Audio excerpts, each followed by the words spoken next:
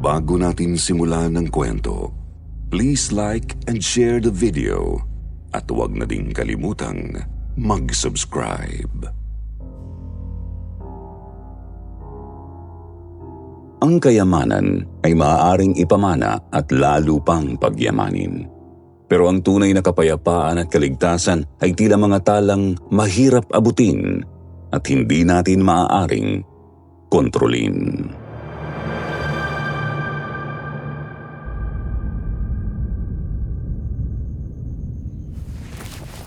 Kuya Darren, sigurado ka ba talaga dyan sa balak mo? Uuwi ka pa rin sa inyo kahit na alam mong maiiwan na ako mag-isa rito? Sinong makakasama ko dito sa bahay? Si Manang Abby. Halos hindi na nga nagsasalita yun eh. Buhay pa ang daddy mo, Miss Candy. Nagpaalam na ako sa kanila ng mami mo na uuwi ako ngayon. Kung hindi ako makakarating ngayon, mapapagalitan ako nila inay. Inaasahan nilang pag-uwi ko, pati na rin ang lechong ibinigay ng mami mo. Tsaka, taon-taon ko naman ginagawa to, di ba? Hindi ka pa ba nasanay? Kuya naman, it's different now. Noon nandito si Daddy, sinasamahan niya ako kung saan-saan. Siya pa ang nagdadrive sa akin papuntang mall tuwing magsha-shopping ako. Minsan hindi siya pumapasok just to make sure I'm fine. You know naman, bukod sa pagiging driver, naging personal bodyguard na rin kita. Tapos ngayon, wala na nga si Dad, wala ring oras si Mommy. Iiwan mo pa ako? Kung pwede lang, sasama na lang talaga ako sa iyo eh. Ayokong maiwan mag-isa dito. Bakit hindi? Gusto mo ba talagang sumama? Talaga? I can come with you? Sa probinsya? Sa totoo lang, hindi ko alam. Hindi ako sigurado. Baka kasi hindi mo kayanin ang init doon dahil wala kaming aircon. Lalo pat, hindi kasing lambot ng kama mo ang higaan namin doon. Saka, hindi kasing bango ng lugar na ito ang lugar namin. Halo-halo ang amoy doon kasi marami kami. Saka, maingay din ang paligid dahil maraming bata dahil may mga anak na mga kapatid ko. I can make this naman, kuya. How long bang piyesta doon? Mga 1 linggo lang. Pero 2 linggo ang hiningi kong leave sa magulang mo. So, I will stay in your barong-barong for 2 weeks. Oo, parang gano'n na nga. OMG! 2 weeks sa isang barong-barong? Parang I can't. Kaya nga Miss Candy, mahihirapan ka. Magandang araw po. Tawagin niyo na lang po akong Candy at ibabahagi ko ang karanasang hindi ko makakalimutan kahit gustuhin ko man. It was 3 months after my dad's accident. Wala kaming ibang nagawa kundi ang tanggapin ang biglang pagkawala niya noon sa buhay namin. Si Mami naman ay naging super busy since siya ang nag-take over sa lahat ng business namin after the death of my dad. Hindi ko nakita ang pagluluksa sa mata ni Mami noon kaya inisip ko na lang na hindi niya ganoon kamahal ang daddy ko. Nawalan din siya ng oras para asikasuhin ako. Well, nauunawaan ko naman dahil hindi na ako bata. I am old enough para mamahala sa sarili kong buhay. Pero hindi ko kaya.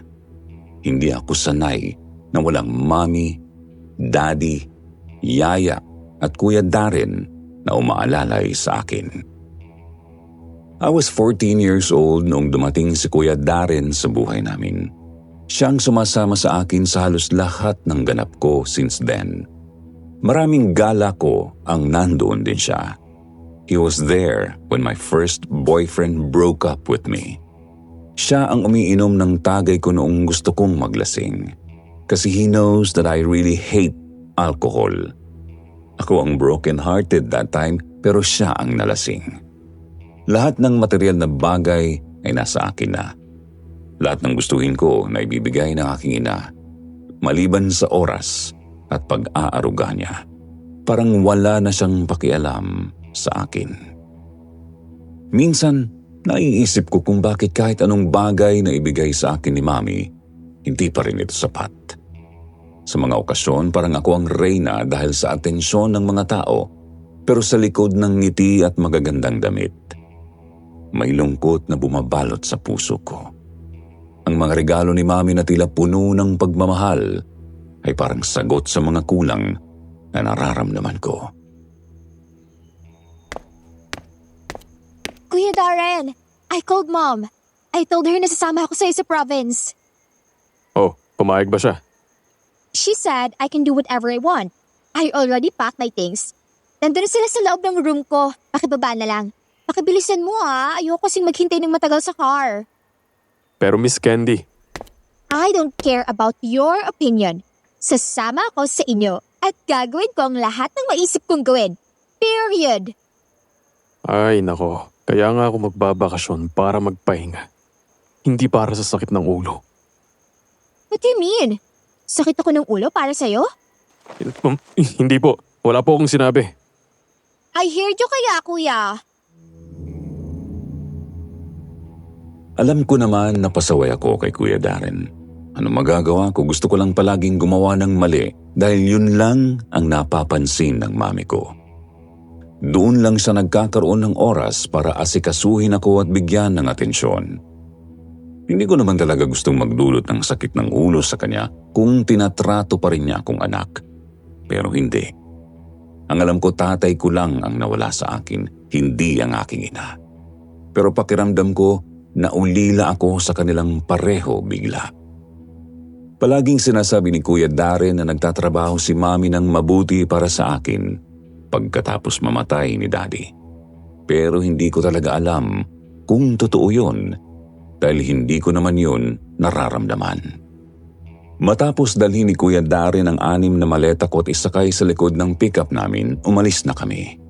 Hindi na ako nagpaalam kay Mami dahil wala naman siyang pakialam. Bahala siya sa buhay niya kung ano ang gusto niyang gawin. Kung wala siyang paki sa akin, wala na rin ako.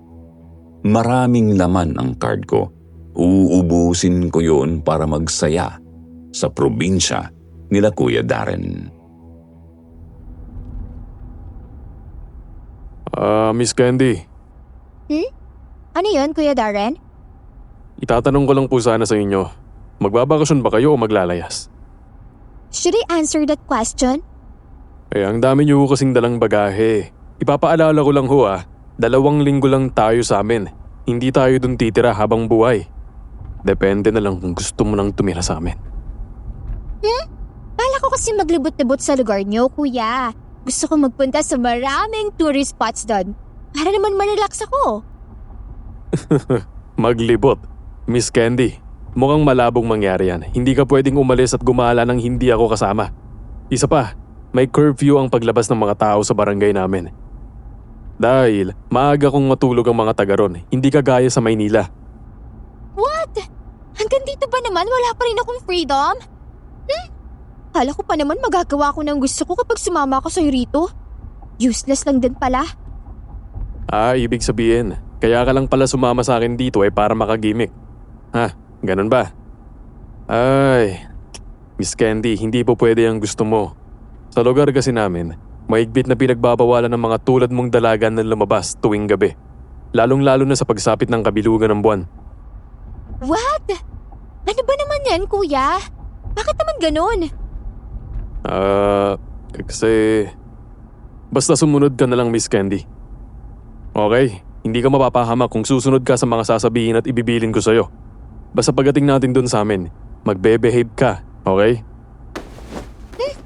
Fine. Hindi ko na alam kung ilang oras na kaming nasa biyahe.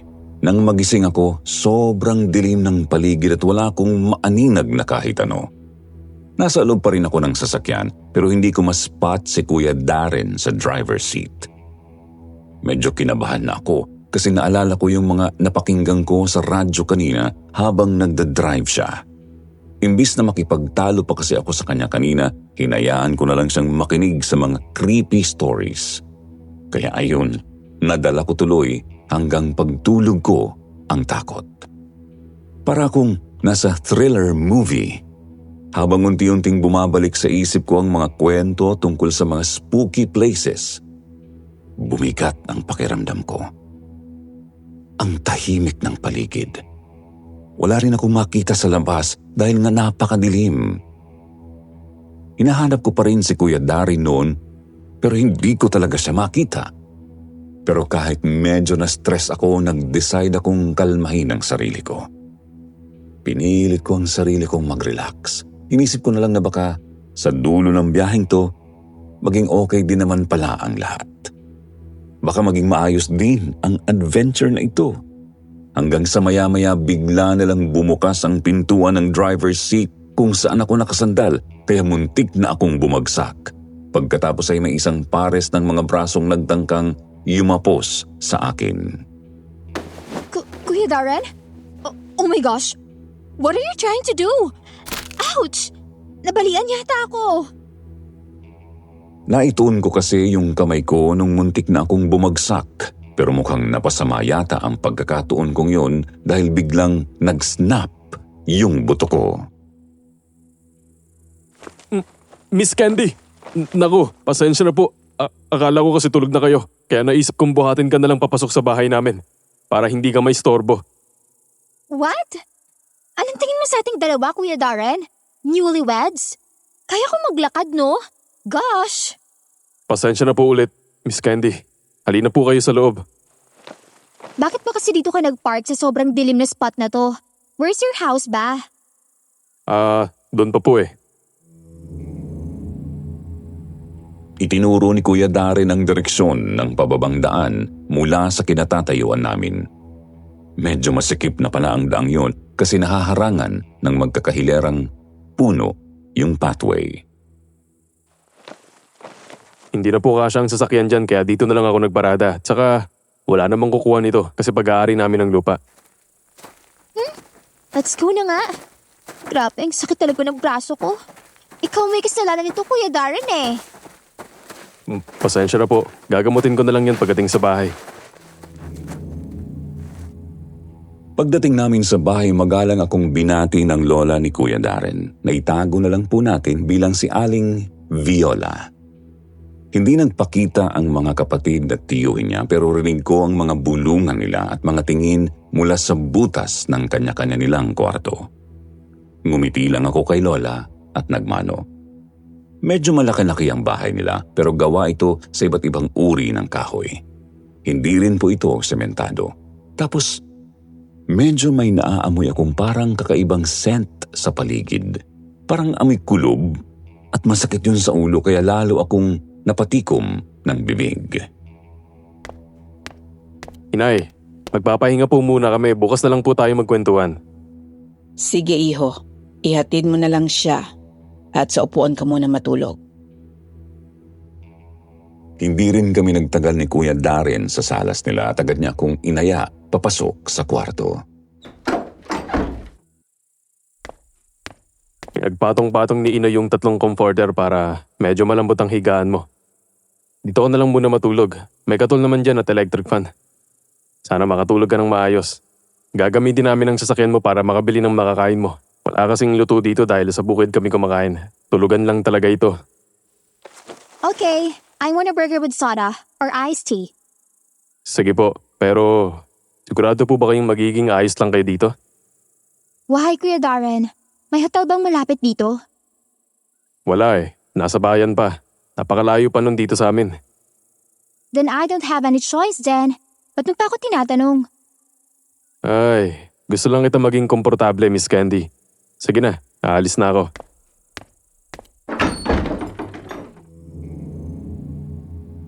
Mga 30 minutes ang lumipas nang makarinig ako ng katok sa pinto. Pagbukas ko, bumungad agad si Kuya Darren at iniabot yung hiningi kong pagkain. Pagkatapos kumain, kinuha ko ang cellphone ko at sinubukang magpaantok. Pero na-realize ko na wala palang signal. Gusto ko sanang lumabas pero nahihiya akong baka makita ako ng mga kamag-anak ni Kuya. Hinanap ko ang bintana pero walang bintana ang kwartong ito na mas lalo pang ikinainis ko. Sobrang init, hindi ako mapakali at totoo nga ang sabi ni Kuya Darren, ang tigas ng kama nila. Hindi katulad ng malambot na kama namin sa Maynila. Nagpaikot-ikot ako pero kahit anong gawin ko, hindi ko pa rin magawang makatulog. Hanggang sa sumikat na ulit ang araw. Umaga na. Oh, kumusta tulog mo? Sana tinanong mo muna kung nakatulog ba ako. Bakit? Hindi ba? Hindi. Saan ako pwede mag-shower? Sobrang init. Sa labas, pababa. Sasamahan kita mamaya pagkatapos kumain. Saan kakain? Wala namang nakahanda dito. Kanina pa ako paikot-ikot, wala namang tao. Maagang natutulog sila, inay. Maaga din silang nagigising. Tulugan lang talaga ito at sa may ibabang bahagi ang lutuan. Nandun kami tuwing araw. Ang yaman nyo naman kuya kung ganito ang style ng bahay nyo. Hindi naman. Paikot kasi ito eh. Medyo mababa kasi ang part ng kusina at hindi namin tinambakan dahil masyadong malaki. Malaki na rin kasi ang kita ko at ng mga kapatid ko kaya napaayos na itong bahay kahit hindi siya gawa sa bato. Parang resort. Idea to ng kapatid kong architect. Siya ang may gustong gawing ganito ang style ng bahay namin. Magulo sa ibaba so kung may marinig ka, humihingi na lang ako ng pasensya. May ibang tiyuin ako na medyo walang galang basta na lang magsasabi ng gusto nila. Kaya ngayon pa lang pasensya na. Choice ko namang sumama dito kaya ayos lang sa akin. Habang naglalakad kami, napansin kong puro malalaking puno ang paligid. Mahangin naman pero kitang-kita ang mga kalat sa paligid na tila patuloy pa ring ginagawa ang pamamahay nila. Mahirap hindi mapansin na ang lugar ay under construction pa pero malinis naman ang hangin. Malayo sa gulo ng syudad. Mga ilang minuto na akong naglalakad nang mapansin kong hindi ko na pala kasunod si Kuya Darren. Paglingon ko medyo malayo na ako sa pwesto niya. May kausap din siya. Hahakbang na sana ako pabalik sa kanya pero bigla na lang pong may isang lalaking nag-approach sa akin. Hi, apo ka ba ni Aling Viola? Sino yun? Yung matandang may-ari ng bahay na yan? Hindi. Hindi nila ako kaano-ano. Bisita nila ako. Mas tama yata tawaging bisita. Tumawa ako sa sarili kong joke. Ganon? Sa kutis at pananalita mo, mukhang hindi ka sanay dito sa probinsya namin ah. It's my first time. Oh, hindi kaya ikaw yung milyonaryang nobya ni Darren? Nobya? Kasintahan? Girlfriend? Hindi. Driver ko si Darren. Sumama lang ako sa kanya dito para makifiesta. Talaga ba? Pero ang usap-usapan dito sa lugar namin, may girlfriend daw si Darren na dinala galing Maynila dahil nabuntis daw ito. At hindi siya gusto ng pamilya ng babae. Mayaman daw kasi ang babae at may kaya sa buhay. Kaya raw nagtanan kayo. Alam mo, that's impossible. Pero teka, you know what? You're so daldal. Hindi naman kita kilala. Ako si Kenneth. Kababata ako ni Darren. Whatever. Wala akong pake. Ay, dyan ka na nga. Teka miss, saan ka pa pupunta? Pwede naman kitang samahan kung gusto mo. Mukhang busy pa si Darren oh. Itinuro pa ni Kenneth si Kuya Darren noon na busy pa rin sa pagkikipag-usap. Gustong-gusto ko na talagang magliwaliw noon dahil nabobore na ako. Hindi naman ako masamang tao. Ibabalik kita ng buo, wag kang mag-alala. Walang labis, walang kulang. Minsan lang kasing may mapadayong taga Maynila dito sa amin. Saka minsan na lang ako makakita ng mga bagong mukha. Kaya pumayag ka na. Dahil sa galing ng convincing tactics ni Kenneth, sa huli, napapayag niya rin ako. Make sure of that. Kasi kung hindi, ipapakulong ng nanay ko ang buong angkanyo. Grabe ka naman magbanta. Wala kang dapat alalahanin, Miss Candy. Ano bang kailangan mo at bakit pupunta ka doon? Signal. Kailangan ko ng signal to contact my mom. Ngek, ang ganyang cellphone hirap sumagap ng signal dito. Pwede kang bumili ng ganito. Yung dikipad, mas malakas makasagap ng signal at mas madaling makareceive ng text. Itinaas niya ang isang maliit na cellphone na mukhang galing pa sa panahon ng kopong-kopong. Bakit? Nakapag-status ba dyan? Ha? Status saan? Sa IG, Facebook at Twitter. Wala ka bang ganon? Meron akong Facebook. Hindi nga lang active dahil hindi naman palagi na nandoon kami sa tindahan nila tiya. Huh? You mean sa tindahan ng tiya mo? Bakit? May internet cafe ba doon? Wala. Pero may wifi doon na pinarerentahan ng tita ko kapag may gustong gumamit. Dati sobrang daming tumatambay doon, ngayon madalang na. Kasi natatakot na ang mga tao.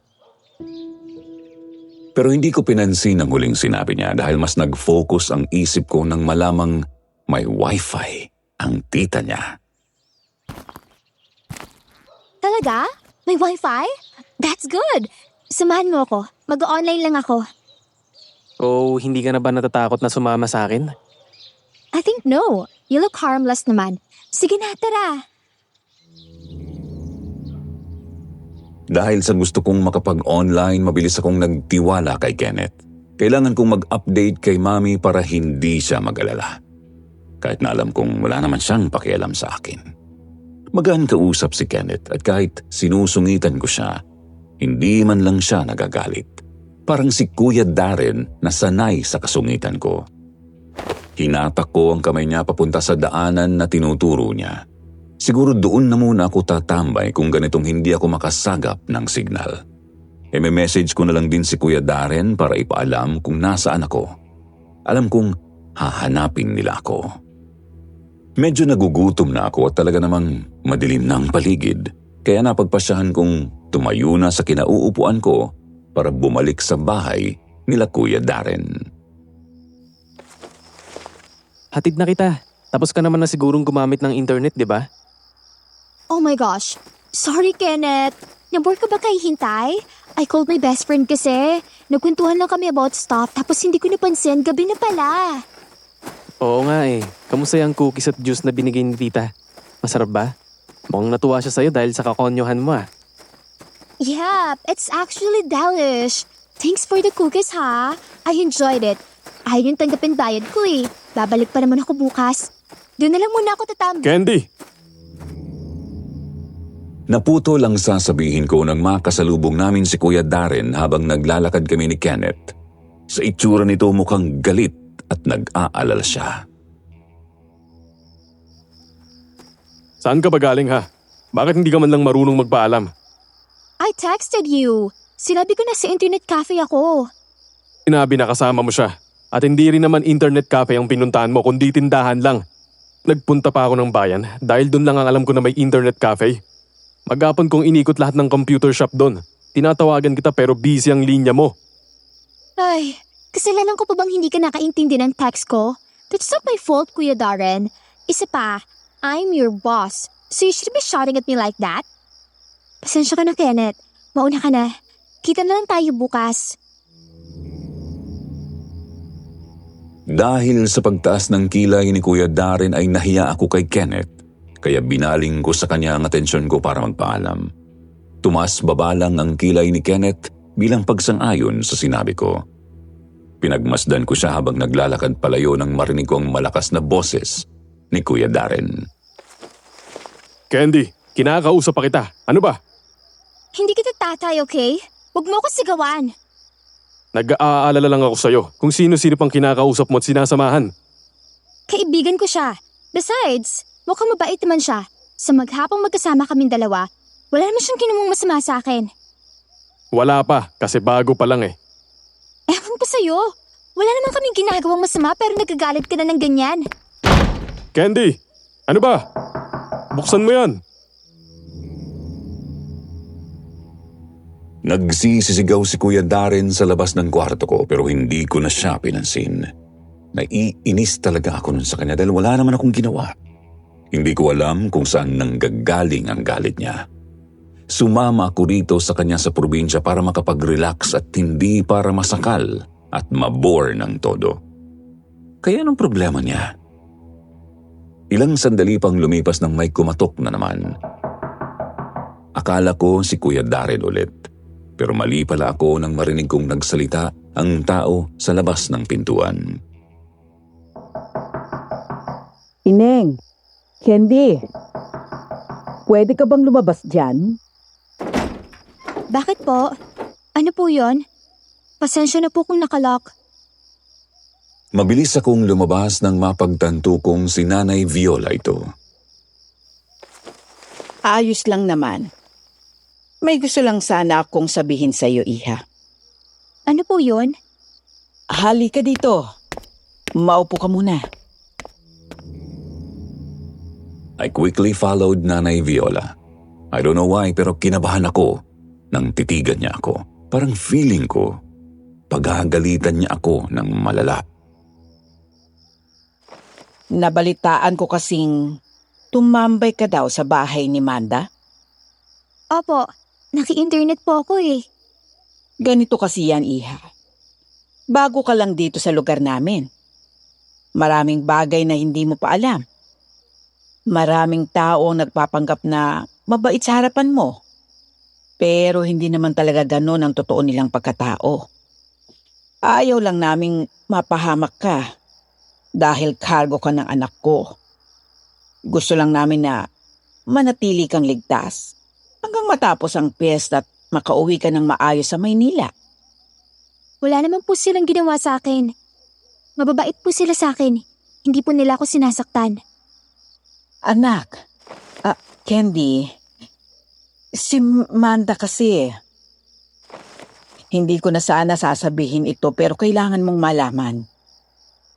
May usap-usapan kasi dito sa lugar namin na yung pamilya raw ni Manda.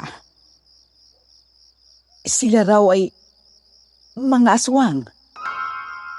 Aha? Ano pong ibig niyong sabihin? Noong nakaraang taon, maraming tumatambay at bumibili sa kanila. Masayang bahay nila noon. Pero isang araw, nabuntis si Manda. Makalipas ang isang taon, nalaman namin na isang buwan matapos siyang manganak, nawawalang anak niya. High-tech na ang bahay nila dahil sa dami ng taong dumadaan. May CCTV na rin sila. Pero sa pagsisiyasat, walang kahit sino ang nakita na lumabas ng bahay na may dalang bag na kasyang isang sanggol o kahit binuhat ang bata. So, ano pong sinasabi niyo sa akin? Ayon sa mga matatanda dito, may kakaiba raw sa pamilya nila. May mga kwento na may nakita silang lumilipad na parang malaking ibon sa gabi malapit sa bahay nila. Iba na ang tingin ng mga tao kay Manda mula nung mawala ang anak niya. Pero, hindi naman po ako naniniwala sa mga ganoong kwento. Iha, hindi naman kita pinipilit maniwala. Gusto ko lang mag-ingat ka. Alam ko, taga Maynila ka at hindi ka sanay sa mga ganitong usap-usapan. Pero dito sa amin, may mga bagay na hindi madaling ipaliwanag. Tulad na lang ng hinala naming lahat na kinain mismo ni Manda ang kanyang sariling anak. Po? Oo, lahat ng tao, iniwasan siya pagkatapos nyon. Lahat ng nakakilala sa kanya, dumistansya. May mga pulis din na tumingin sa buong bahay nila at nakita ang braso ng bata sa ilalim ng kama nila. Ang sabi nila, dahil bagong panganak si Manda, wala siyang lakas para lumipad at manghuli ng ibang makakain. Kaya kinain niyang sarili niyang anak. I am so shocked. Hindi ko nga alam ang dapat kong sabihin dahil hindi ko din sigurado kung bakit niya sinasabi ang lahat ng ito. Kung maaari lang sumuka dahil sa mga kinikwento niyang nai-imagine ko. Ew! Nakakakilabot naman po yan. Paano nangyari yun? At bakit niyo po kinikwento sa akin ang bagay na to? Sinasabi ko to para maiwasan mong mapahamak. Para maintindihan mo rin kung bakit nagagalit si Darren na kasama mo si Kenneth. Iwasan mo ang mga taong magdadala ng peligro sa iyo. Kilala namin sila, kaya't maniwala ka sa amin. Iniingatan ka lang namin. Baka mamaya, ikaw naman ang mapahamak. Hindi ko po alam ang sasabihin ko. Pero, salamat po sa concern. Huwag mo nang masyadong isipin pa. Iniwan mo itong itinimpla kong gatas para sa iyo. Para makatulog ka agad. Sabi kasi ni Darren, hindi ka daw nakatulog kagabi. Hindi magandang walang tulog sa katawan. Salamat po ulit. Hindi ko maiwasang makaramdam ng kilabot sa kwentong iyon ni Nanay Viola. para itong eksena mula sa isang horror movie. Pero seryosong-seryoso ang mukha niya na parabang buo ang paniniwala niya dito. Nito ang isip ko pero tinanggap ko ang baso ng gatas. Tumango at nagkunwaring nauunawaan ko ang mga sinabi niya kahit nasa loob-loob ko natataranta pa rin ako. Kinabukasan, matapos naming kumain ng umagahan, agad akong bumalik sa kwarto. Sinabi nila na pupunta kami sa isang talon o ilog na malapit pero mas interesado talaga ako na makapag-internet ng araw na yun dahil nabitin ako kahapon. Maya-maya, may kumatok na naman sa pintuan ko. Nandyan ka ba? Pinapatawag ka na ni Inay. Sumama ka daw sa amin. Pwede bang wag na lang ako sumama? May pupuntahan kasi ako. Bakit? Saan mo na naman babalak pumunta? Kay Kenneth na naman. Kuya Darren, hindi naman siguro nila ako sasaktan. Hindi ako naniniwala sa kwento-kwentong kumakalat dito sa lugar nyo na mga aswang sila. Hindi na uso yun sa panahon ngayon. Ay, ang tigas talaga ng ulo mo. Sana pala hindi na lang ako pumayag na sumama ka dito. Kung para ka pating bata na kailangan kong bantayan. I am not a child anymore. They just treat me like a child. Sige na, tara na. Hindi na ako sasama. Sama pakiramdam ko. Bakit? Anong nararamdaman mo? Wala. Nangihina lang ako. Parang gusto ko matulog muna. Okay, hindi na lang ako sasama. Babantayan na lang kita. Minsan napaka-overbearing ni Kuya Darren. Pero alam kong nagmamalasakit siya. Kaya lang minsan, kailangan niyang mag-chill. Luckily, hindi niya ako pinilit na sumama sa kanila at nagstay na lang ako sa kwarto ko maghapon. Pero ramdam ko ang presensya niya. Gusto kong lumabas para sabihin sa kanya na huwag akong bantayan pero totoo namang may punto siya. Hindi na sana ako sumama kung burden lang ako sa kanya. Ang gusto ko ay makapag-enjoy at sulitin ang trip na ito pero hindi ko alam kung bakit sobrang hirap para sa akin na gawin yon. Mahabang oras din ang ginugol niya sa pagbabantay sa akin at narinig ko si Kuya Darren na nakikipag-usap sa kapatid niya. Kailangan daw nilang sunduin ang isang nagngangalang Grace na hindi ko alam kung sino at gagamitin nila ang sasakyan ko. Hindi man lang siya humingi ng permiso. Sobrang nagmamadali siya. Perfect. Ito na ang pagkakataon kong magkaroon ng oras para sa sarili at mas mahalaga, makakuha ng access sa internet. Nang masiguro kong wala ng tao sa bahay bukod sa akin, doon ko na naisipang magmadali at pumunta kina Aling Manda. Nang makarating ako doon, saka ko lang biglang naalala yung ikinwento sa akin ni Nanay Viola kagabi. Kaya medyo kinabahan ako. Pero naisip ko kung may gustong gawing masama sa akin si Aling Manda at si Kenneth, di ba dapat ginawa na nila yun kahapon pa nung wala pa akong kamuwang-muwang na sobrang nagtitiwala sa kanila? Oh, mabutit pinayagan kang pumunta dito. Bakit naman po hindi? Wala naman pong signal doon. Kaya nga naglagay ako ng wifi sa panganay ko para may paglibangan ako pag wala akong kausap. Anak niyo pong nagbabayad ng bills niyo? Oo, sila ang may kaya. Malalaki na ang mga anak ko at may magagandang trabaho sila sa syudad. Gusto nga nila akong isama pero ayoko. Marami akong halaman at mga alagang hayop dito na ayaw kong iwan. Ah, ganun po pala. Bakit parang hindi ka makatingin sa akin ng diretso tulad kagabi? May sinabi ba sila sa'yo? Nothing. They just wanted me to go with them to the falls. Pero I didn't want to. Mas gusto ko lang mahiga kasi antok na antok ako. Actually, parang hapa akong pagod na pagod eh. Siguro, dahil yan doon sa gatas nila Viola. Wait, what? How did you know about that milk? Oo, alam ko ang bagay na yan.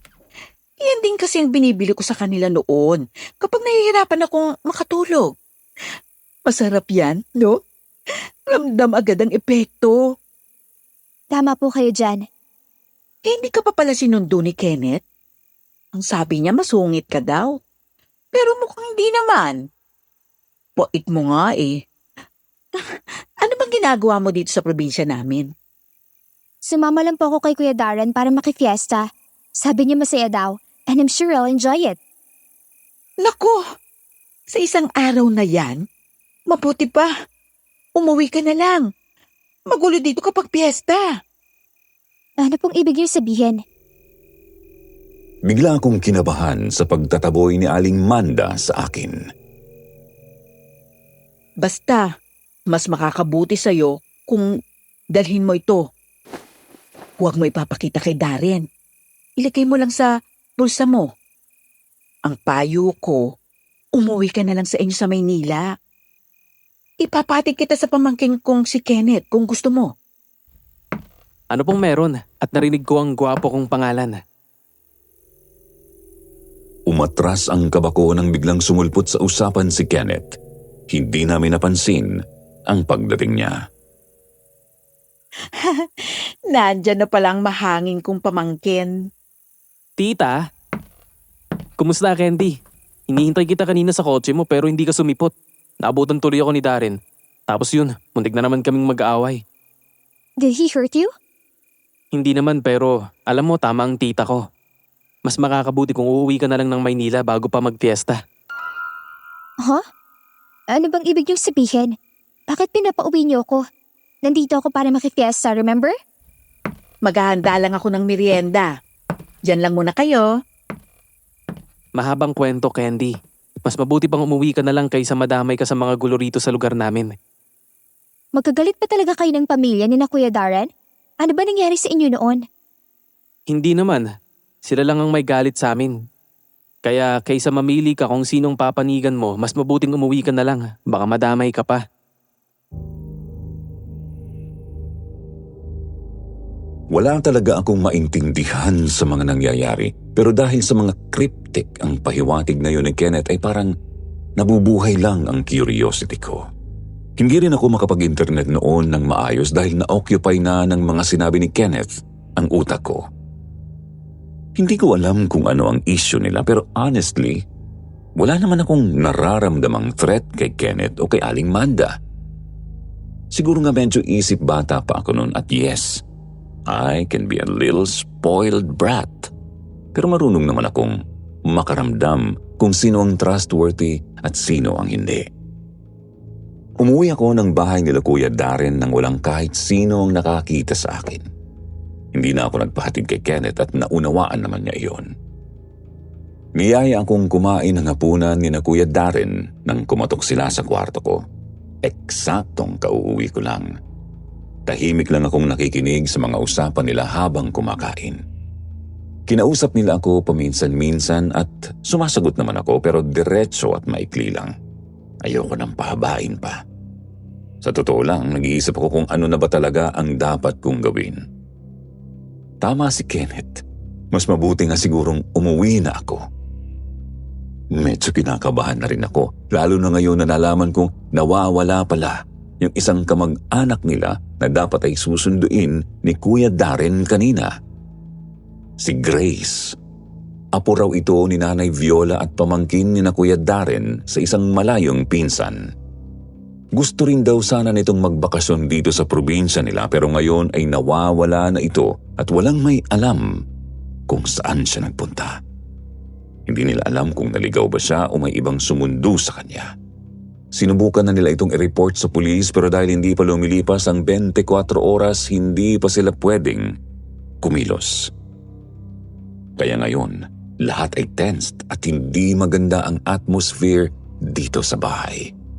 Nasa hangin ang kaba at ramdam ko ang pag-aalala nila. Pakiramdam ko anumang oras ay may mangyayari pa. Pagkatapos namin kumain, inihatid na ako ni Kuya Darren sa kwarto. Dito ka lang. Wag na wag mong susubukang umalis. Delikado ang paligid. Hindi ko alam kung anong gagawin ko kung may mangyaring hindi maganda sa'yo. Whatever. Makinig ka sa akin. Nakita na ang bangkay ni Grace. Natagpuan siyang palutang-lutang sa ilog kanina. Nakalutang at walang mga laman ang loob. Hindi lang namin magawang pag-usapan sa hapag kanina. Pero sa palagay namin, aswang ang gumawa nun kay Grace. Ano? Mas lalo akong kinabahan sa sinabi ni Kuya Darren. Mas nagiging misteryoso ang lugar na ito sa isip ko dahil sa sinasabi niya. Biglang nagsuot ng jacket si Kuya Darren at mukhang naghahanda siyang umalis. Kaya sumunod ka sa bilin ko. You mean, totoo ang aswang? Sa tingin mo ba kayang gawin yun ng isang normal na tao? Saan ka pupunta? Kukunin namin ang bangkay ni Grace sa ilog. Nakasabi dito sa ugat kaya hindi agusin ang tubig doon. Bakit hindi niyo hayaan sa pulis ang bagay na yan? Baka mapahama ka din doon. Hayaan mo, uuwi ako ng buo at walang labis. Tss. Papahatid na kasi ako pa uwi ng Manila. Ayaw ko na magstay dito. Pwede ba, Miss Candy? Huwag kang makisabay sa problema naming lahat. Fine. Make it faster at ihatid mo na lang ako kahit sasakayan lang. Matalim ang tingin ni Kuya Darren nang umalis siya sa harap ko. Parang ibang tao na ako sa paningin niya. Hindi ako sanay sa ganoon. Bigla akong kinilabutan. Ang mga aswang at kwentong kababalagan na dati mga alamat lang para sa akin, ngayon, parang totoo na. Naisip ko rin ang matagal na alitan sa pamilya nila Kuya Darren at Kenneth, pati na rin ang pagkawala ni Grace. Lahat ng ito parang isang bangungot na ayaw ko nang ipagpatuloy. Ang dami kong gustong itanong, pero alam kong hindi ito ang tamang oras dahil kahit gusto kong magpakita na parang wala akong pakialam, ang totoo, takot na takot ako. Bawat hibla ng buhok ko ay tumindig sa kaba. Sa loob-loob ko, gusto ko nang makalayo at bumalik sa Maynila sa mas ligtas at pamilyar na lugar. Pero alam kong hindi ko pwedeng basta na lang gawin yon. Nagulat ako nang biglang may bumukas sa pinto ng kwarto. Hindi ko kasi ito nilock kanina nang umalis si Kuya Darren. Mas nagulat akong si Kenneth ang niluwa nito at halatang nagtatago at nagmamadali. Sumama ka na sa akin. Ihahatid kita sa bayan. Doon ka na sumakay pa Maynila. What? Bakit? Ano nangyayari? Mahirap i-explain pero kailangan mong makalayo dito. Huh? Hindi ko naiintindihan. Naguguluhan na ako. Anong ibig mong sabihin? Delikado ang buhay mo sa lugar na ito. Sumama ka sa akin sa bahay ni Tita Amanda. Doon ligtas ka. Ipapaliwanag ko sa iyong lahat doon. Mas natatakot ako, Kenneth. Magtiwala ka sa akin. Hindi kita ipapahamak. Pangako yan. Can I call my mom first? Ito, gamitin mo tong phone ko. Malakas tong sumagap ng signal. Humingi ka ng tulong sa nanay mo. Agad kong kinuha ang cellphone na inabot ni Kenneth. Kahit nanginginig pa ang mga kamay ko, tinawagan ko agad si Mami. Habang hinihintay ko ang sagot niya, ramdam ko ang bilis ng tibok ng puso ko. Bakit parang may napakalaking panganib na nagtatago sa likod ng lahat ng ito? At bakit ganoon na lang ang takot ko? Hindi ko alam kung dapat ba akong magtiwala kay Kenneth o kung tama bang sundin ko ang sinasabi niya. Nagtatakbo kami papunta sa bahay ni Tia Amanda, pero pagkapasok pa lang namin ang bahay, narinig ko na agad ang boses ni Kuya Darren. Malayo ang agwat ng mga bahay dito, kaya kung sisigaw siya, tanging kami lang ang makakarinig. Di ko alam kung paano niya kami nasundan, pero si Kenneth, agad akong itinago sa likuran niya habang hinarap si Kuya Darren sa pinto. Lumabas ka dyan, Candy. Mapapahama ka sa kanila. Binalaan na kita, hindi ba? Si Kuya Darren. Nandyan siya. Malamang kukunin ka na nila. Anong gagawin ko? Anong gagawin natin ngayon? Huwag kang matakot. Ako ang bahala sa'yo. Nagkatinginan kami ni Kenneth. Kitang-kita ko sa mga mata niya ang kaba, pero pinili niyang protektahan ako. Hindi ko alam kung sino sa kanilang dalawa ang dapat kong paniwalaan. Huwag kang maniwala sa kanya. Kailangan kanya kaya kanya inilalayo sa akin. What's really happening ba? Bakit kailangan ko siyang layuan? May gagawin siya sa'yo. Importante kang bagay sa kanila para sa darating na fiesta. What do you mean ba? Hindi ka talaga nila bisita. Meron silang masamang pakay sa'yo. Humigpit ang hawak ni Kenneth sa braso ko. Ramdam ko ang tensyon sa pagitan nilang dalawa. Sa isang banda ay si Darren, ang kilala kong Kuya Darren na matagal ng kaibigan ng pamilya. Sa kabila, si Kenneth na may sinasabi tungkol sa aswang at mga bagay na tila galing sa alamat. Iuuwi na kita sa inyo, Candy. Lumabas ka na dyan. Huwag mo na siyang utuin, Dario. Alam nating ginagamit yun lang ang kaso ng tiya ko. Para lang itago na kayo talagang may kagagawan ng lahat ng pagkawala ng mga bata at tao dito sa lugar natin. Tumahimik ka. Huwag mong lasunin ang utak ni Candy, Kenneth. Kung wala kang masamang plano sa kanya, bakit hindi mo siya hayaan sa amin? Alam nating dalawa na ikaw ang may gagawing masama sa kanya. 10 ng angkan mo. Napalunok ako. Anong klaseng kwento ang pinasok ko? Sa loob ng ilang araw hindi ko inasahan na ang simpleng bakasyon ay hahantong sa ganito. Halos hindi ko maipaliwanag ang nararamdaman ko. Takot, kaba at isang bahagi ng utak ko ang nagsasabing tumakbo na lang. Pero paano ako tatakbo kung hindi ko alam kung sino sa kanilang dalawa ang nagsasabi sa akin ang totoo? Stop! I don't care what really happened here. Gusto ko lang umuwi ngayon din. Kuya Darren, kung hindi totoo ang sinasabi ni Kuya Kenneth, pwede bang hayaan mo kung ihatid nila sa bayan? Hindi ka nila ihahatid doon. Sigurado akong gagawin ka nilang hapunan ngayong gabi. Bakit ba sa kanila ka naniniwala? Hindi mo ba alam? Stop! Napapikit ako. Gusto kong isarado ang pandinig ko sa lahat ng sinasabi nila pero parang hindi ko kayang magbingi-bingihan.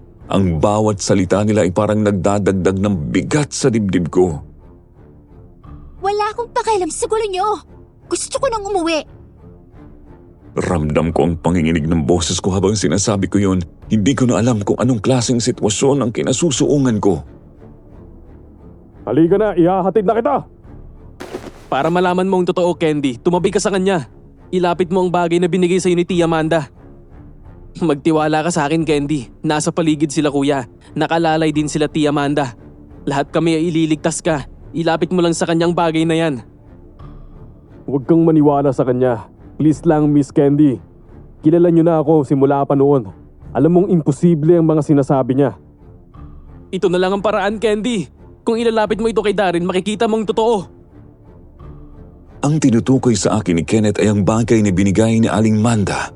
Pero hindi ko na talaga alam kung kanino pa ako maniniwala sa kanila. Sobrang gulong-gulo na ako hanggang sa isang bagay ang napagtanto ko. Matagal ko nang kilala si Kuya Darren.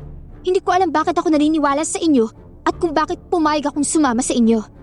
Tama nga siya. Dapat, hindi ako basta-basta nagtiwala sa inyo. Tumakbo ako palapit kay Kuya Darren. Sinalubong niya ako ng bukas ang mga braso. Ramdam ko ang pangangatal ng buo kong katawan. Sa oras na ito pakiramdam ko na sa akin ang kapalaran ko. Tumama ang malamig na hangin sa pisngi ko, tila ba nagbabadya ng mas malaking panganib. Tahimik kong nilingon si Kenneth nang hawakan ako ni Kuya Darren at maglakad palayo sa bahay ni Aling Manda. Kita ko si Aling Manda sa bintanan nakatingin. Nang makarating kami ni Kuya Darren ay kita ko ang matalim at hindi normal na tingin sa akin ni Nanay Viola.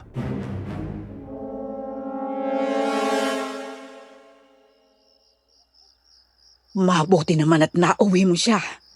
Hindi siya pwedeng mapunta sa iba. Matagal ko nang inaasam ito.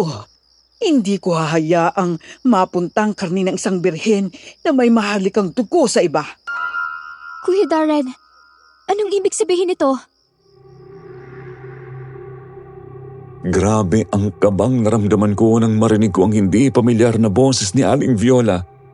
Nanginginig ang paa ko sa sinabi at inaasta nila. Huwag kang mag-alala, Candy. Hindi mo mararamdaman ang sakit. At kapag nakain ka na ng buong angkan ko, hindi mo na rin aalalahan ng lahat ng ito. Ano? Matagal na naming pinagplanuhan ito.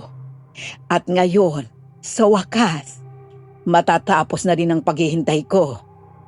Nay Viola, bakit mo ginagawa to? Tumahimik ka. Hindi kita kamag-anak, kaya wag mo akong tawaging nanay. Sa mata ng angkan namin, ikaw ay pagkain lamang. Tama na, inay. Huwag mo nang pakinggan ng batang yan. Wala naman siyang halaga. Ang totoo, walang maghahanap sa kanya. Siguradong magiging masaya ang mga magulang niya kapag nawala na siya. Nasaan na sila, Tio? Bakit wala pa sila? Nakuha na ba nilang bangkay ni Grace? Huwag kang mag-alala sa kanila. Siguradong patibong lang ang pagkawala ng bangkay ni Grace. Malaki ang hinala kung may kinalaman ng magtiyahing yon sa balitang nakarating sa atin. Hindi nga alam ng tiyo mo kung paano napunta sa ilog yun. Dahil sinigurado niyang nasa maayos na lalagyan ng bangkay ni Grace upang hindi ito agad mabulok. Ano? So ginawa niyo talaga to kay Grace? Hindi ko akalain na ganito kalalim ang kasamaan niyo. Paano niyo nagawa to sa kanya? Wala nang halaga ang mga tanong mo, Iha. Ang mahalaga, ikaw ang susunod. Sa piyesta, ikaw ang magiging handa para sa buong angkan namin. Mga walang hiya kayo? Matagal niyo na ba tong pinaplano? Hindi ba ninyo nararamdaman ang pagkakamali ng ginagawa niyo? Sulit naman ang paghihintay namin, hindi ba? Walang hiya ka, Darren! Nakakatakot, nakakapanlamig at tila wala akong magawa. Para akong naging bato, hindi makagalaw, hindi makaimik. Ang mga salitang binibitiwan nila ay parang mga patalim na tumatama sa aking puso. Hindi ko akalain na magagawa nila ito. Hindi sila ang mga taong akala ko'y kilala ko.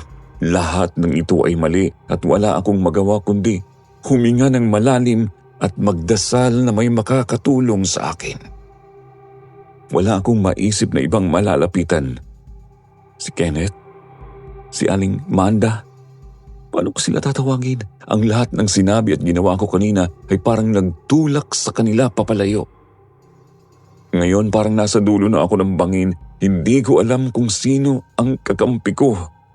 Habang abala sila sa kakatawa, biglang nagkaroon ng malalakas na tunog at mga pagbagsak. Lahat kami ay nagulat, lalo na ang maginang Viola at Darren. Ano na namang kalokohan ang nangyayari ngayon? Lumabas ka. Tingnan mo kung ano yun. Nagmamadaling lumabas si Kuya Darren papunta sa sunod-sunod na ingay. Hindi nagtagal, bumalik siya na may nanlilisik na mga mata. Ang mga kuko niya ay nagsimulang lumabas at ramdam ko na tila hahaba pa ito. Inay, marami na sa mga kamag-anak natin ang namimilipit sa sakit. May nagdala ng lason para sa atin. Hindi ko alam kung anong tawag doon pero hindi sila makakilos tuwing inaapakan nila o kapag nasa paligid sila ng abong yun. Walang iya. Sinong may lakas ng loob na pumunta sa kuta ng mga aswang? Sinusubukan nilang pasensya ko. Ramdam ko ang tensyon sa hangin habang nag-uusap sila. Kahit gaano kalakas ang tiwala ni Viola sa kanilang kapangyarihan, tila may bagay na hindi nila inaasahan. Ang abong sinasabi nila, yung ba ang magpapahina sa kanila? Nang marinig ko ang usapan ni Kuya Darren at Viola, parang may kung anong nag-click sa utak ko. Bigla kong naalala yung ibinigay sa akin ni Aling Manda, pero paano ko sila matatakasan ngayon? Ang bilis nila kumilos at si Darren, hindi ko na siya makilala. Kung papatayin niyo ako, gawin niyo na! Huwag niyo na akong pahirapan pa! Ayoko na ng ganito! Huwag kang magmadali, Iha. Darating tayo diyan. Tumingin ako kay Kuya Darren.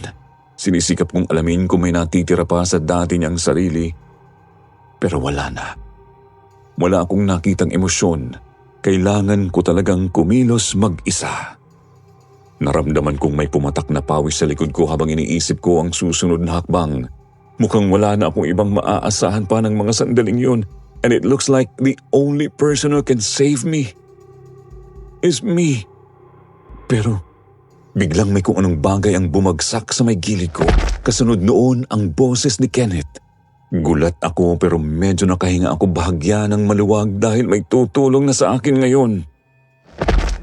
Candy, nandito na ako! Lumapit ka! Aalis na tayo ngayon din! Oh! At anong balak mong gawin, Kenneth?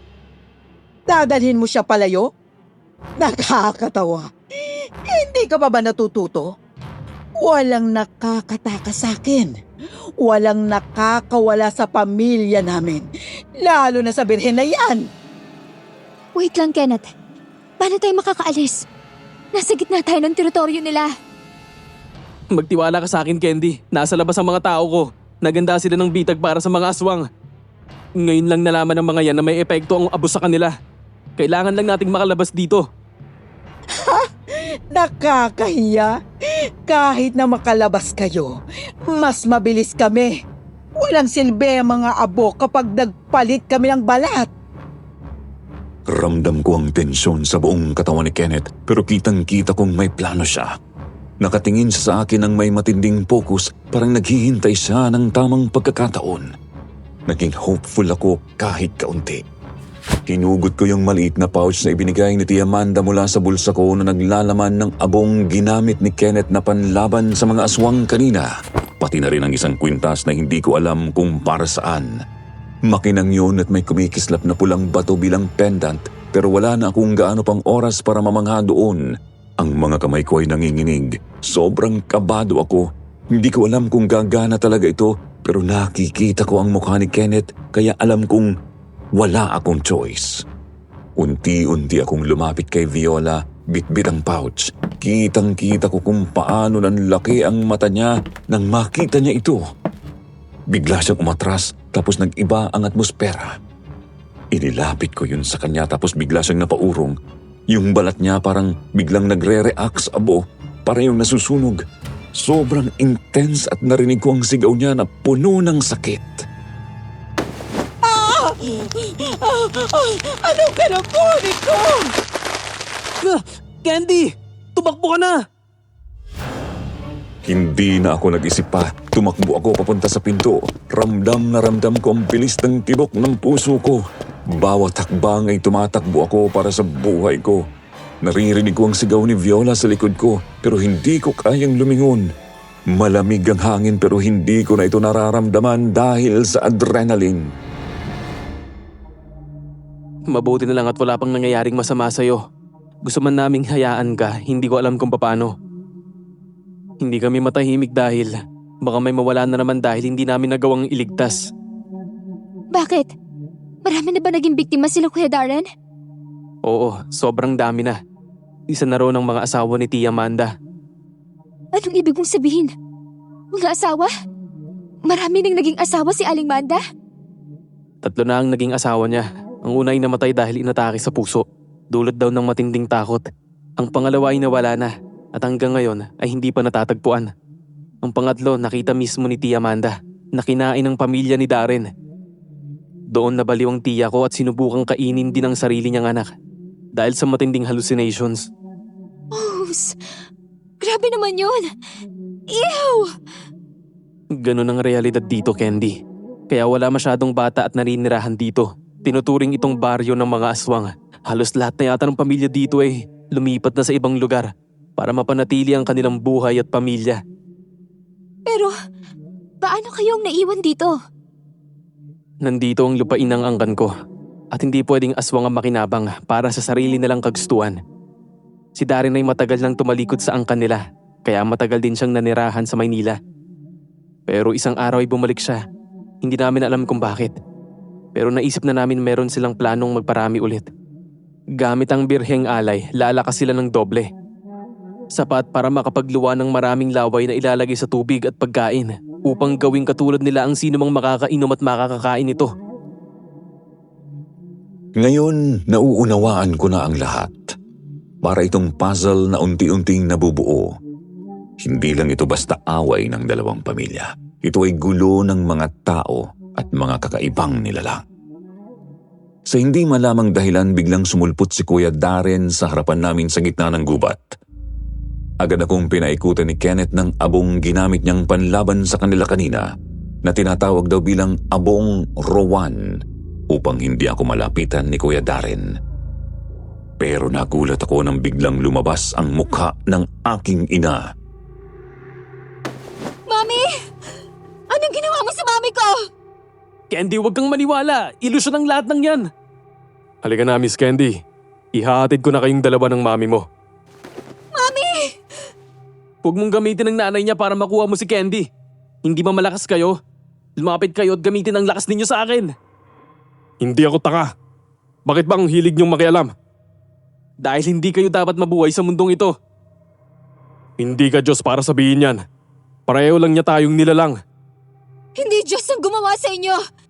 Demonyo kayo! Halos hindi ko na alam kung ano ang gagawin ko, Sir Jupiter. Sa gitna ng takot at kaguluhan, parang bigla akong may nakitang liwanag. Hawak ko pa rin ang kwintas, parang nagsisindi ng apoy sa dibdib ko. Tila ito ang nagbigay ng lakas na hindi ko alam na meron ako. Kailangan kong ipaglaban ang sarili ko, ang pamilya ko at kahit si Kenneth. Biglang bumangon si Kenneth mula sa sahig. Sinubukang itulak si Darren palayo. Kita ko kung paano nagsasalpukan ang mga kamao nila, ang bawat suntok na parang nagbabaga, ang ingay ng mga galaw nila na umaalingaw-ngaw sa paligid. Parang nagsisilbing patunay na ito na ang huling laban. Sa isip ko, kailangan kong kumilos, kailangan naming makaligtas dito. Si Darren, kahit sa halimaw niyang anyo, parang may kaunting bakas pa ng dating siya. Pero unti-unti nang nawawala. Sa bawat galaw niya nagiging mas mabangis, mas walang awa. Parang wala na akong natitirang oras. Hawak ko pa rin yung kwintas na pilak. Pinipilit kong paniwalain ang sarili ko na ito ang susi para iligtas si Kenneth. Tumakbo ako sa kanya kahit na alam kong delikado. Hindi ko alam kung bakit pero may parte sa akin na umaasa pa rin makakaya naming makaalis dito. Paglapit ko, sinabit ko ang kwintas sa lieg ni Kuya Darren pero imbis na bumalik sa dati si Kuya Darren, mas lalo siyang nagwala. Ang balat niya parang nasusunog. Tumindi ang kanyang sigaw at biglang may naramdaman akong malamig na presensya sa likod ko. Paglingon ko, nakita ko ang mukha ng isang babae. Parang si Mami. Anong ginagawa ni Mami dito? Hindi to pwedeng totoo. Pero bago pa ako makagalaw, sinakal ako ng babae. Yung mga kamay niya sobrang higpit. Halos hindi na ako makahinga. Teka, bakit ganito? Gusto kong magsalita pero walang lumalabas na boses. Nararamdaman ko na lang na unti-unti akong nawawalan ng hangin at lakas. Huwag kang magpa-apekto sa kanya, Candy. Ilusyon lang yan. Hindi ko na nagawa pang lingunin si Kenneth dahil nakaramdam ako ng isang matalim na bagay na bigla na lang bumaon sa leeg ko hanggang sa dumilim na ang buong paligid. Nagising ako sa ospital, Sir Jupiter. Napaka-dry ng lalamunan ko. Parang disyerto. Unti-unti kong iminulat ang mga mata ko at napagtanto ko na nasa puting silid na ako. Naka-dextrose. Nakadikit sa kung ano-anong medical equipment. Nakaramdam ako ng kaunting ginhawa pero mas malaki ang tanong sa isip ko. Anong nangyari? Pag-ikot ng tingin, nakita ko si Mami sa tabi ko, nakahiga sa may paanan ng kama. Tinawag ko siya at agad siyang bumangon. Nang makita niya akong gising, bigla niya akong niyakap ng mahigpit. Halos hindi siya makapagsalita sa sobrang tuwa. May mga luha pa siyang pumapatak sa kanyang mga mata pero kita ko ang ngiti sa mukha niya. May halong relief at pag-asa. Mabilis siyang tumawag sa doktor para tingnan ako. Habang sinusuri ako ng doktor, napansin ko na parang may gustong sabihin si Mami. Pero hindi niya mahanap ang mga tamang salita. Gusto ko siyang tanungin kung ano ang nangyari pero ang bigat ng katawan ko. Ilang sandali pa bumukas ang pinto at pumasok si Kenneth. Nakangiti siya pero may halong kaba sa mga mata niya. Kumusta ka? Masakit pa ba ang sugat mo? Hindi ko alam kung paano sumagot. Parang blanko ang isip ko pero may nararamdaman akong saya. Binigyan ko siya ng maliit na ngiti. Masakit pa rin. Pero okay na. Salamat. Akala ko hindi mo na ako makikilala. Seryoso, kung alam ko lang na ganyang katatamaan ng kagat na yon, hindi na sana ako sumama sa'yo. Kagat? Teka, nasa Maynila na ba tayo? Nagkatinginan kami ni Kenneth, tapos sabay kaming nagtawanan. Ang bigat ng sitwasyon, pero parang nawala yun kahit saglit. Yap, nasa Manila na tayo. Sobrang bilis ng mga pangyayari. Di mo ba naalala? Teka, ano nangyari sa probinsya? Si Kuya Darren. Wala na si Darren, Candy. Hindi na siya bumalik sa dati. Pero ligtas ka na ngayon. At yun ang importante. Hindi ko na alam kung paano i-react yun. Ang daming emosyon. Lungkot, takot, relief. Gusto kong itanong pa ang maraming bagay pero parang ang dami ko ring gustong kalimutan. Yung itsura ni Kuya Darren, yung mga boses, yung mga pangil, lahat ng yun parang gusto ko nang iwan. Habang nakahiga ako sa hospital bed, parang lahat ng nangyari sa probinsya, sobrang surreal. Parang panaginip pero alam kong totoo. Yung mga tao doon, ang pamilya ni Darren, grabe, nakakatakot. Hindi ko akalain na may ganoong klaseng panganib na nagtatago sa ilalim ng mga simpleng kwento ng aswang. Si Kuya Darren. Halos 8 taon ko siyang kilala. Akala ko kaibigan ko siya. Pero nagbago siya. Hindi ko alam kung paano ko pa siya titignan pagkatapos ng lahat ng to. Ang daming alaala, ang daming moments na parang ang saya-saya namin tapos bigla na lang lahat nagbago. Naisip ko pa rin paano kung mas maaga kong napansin ang mga pagbabago. Paano kung napigilan ko siya. Pero sa huli alam kong hindi na mababalik ang lahat. Pero si Kenneth, ibang usapan si Kenneth.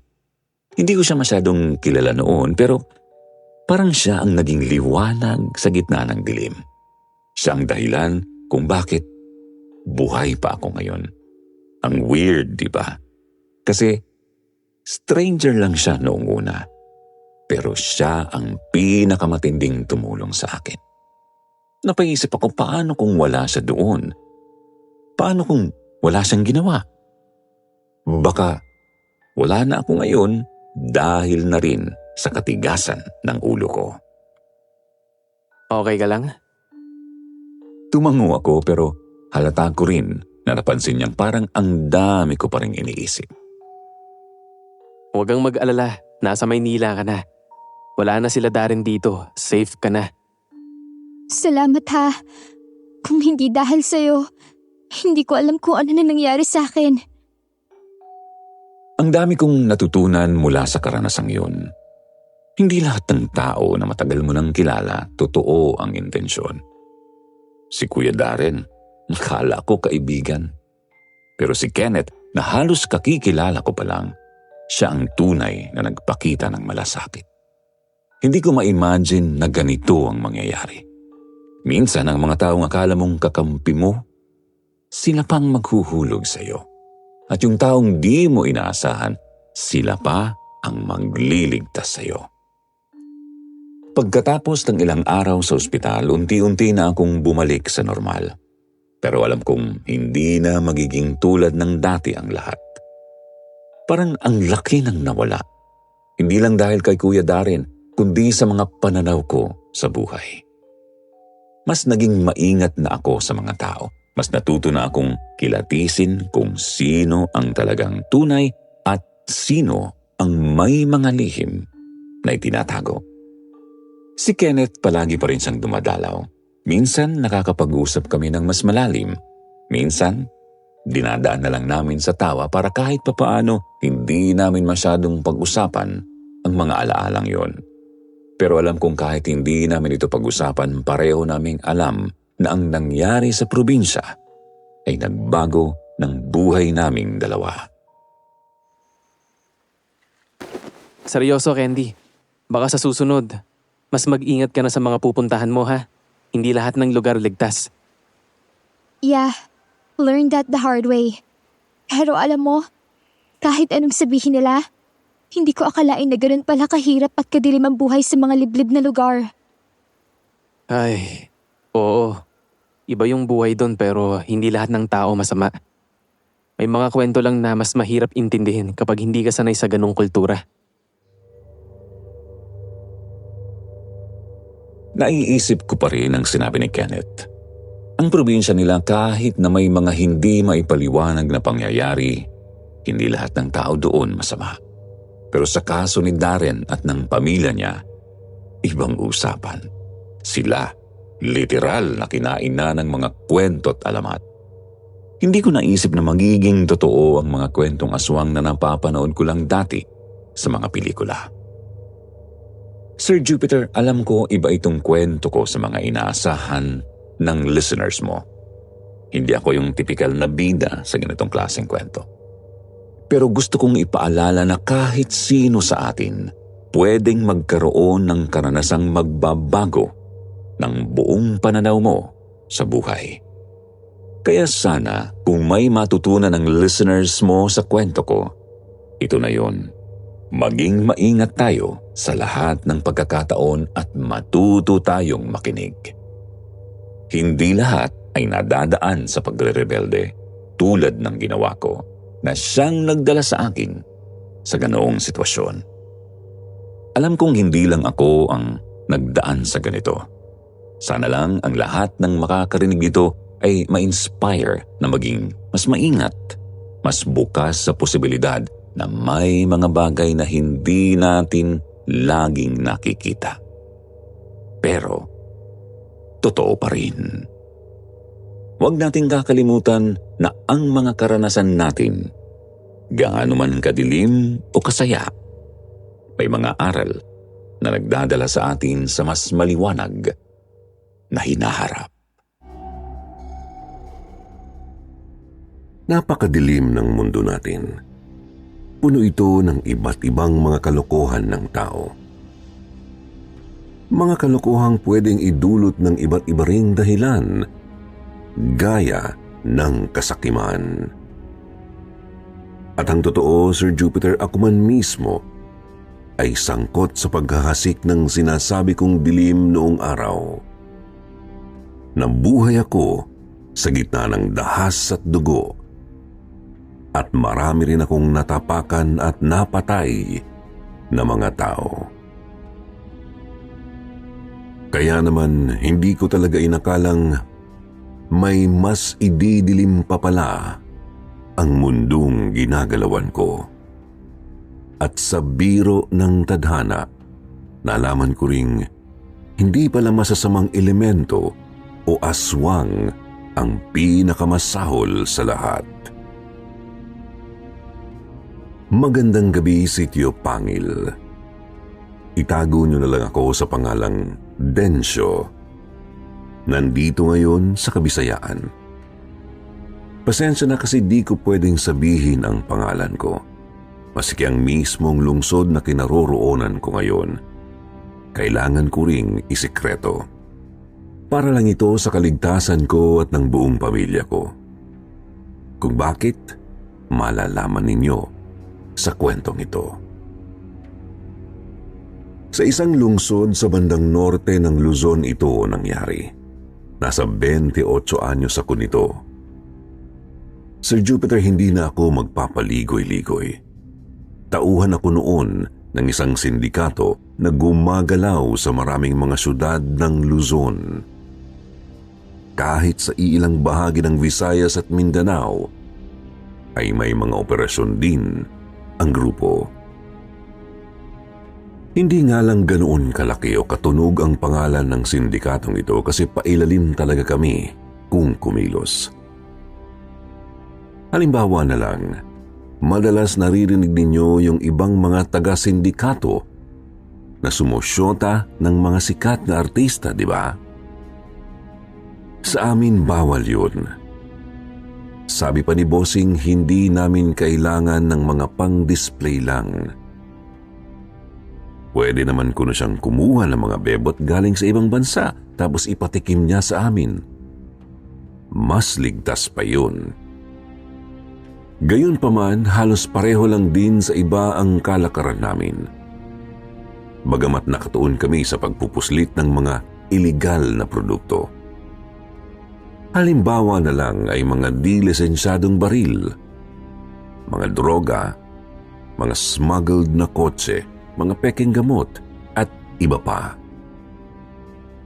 Di rin namin maiwasang makapatay lalo kapag may inkwentro sa mga parak at mga kalabang grupo.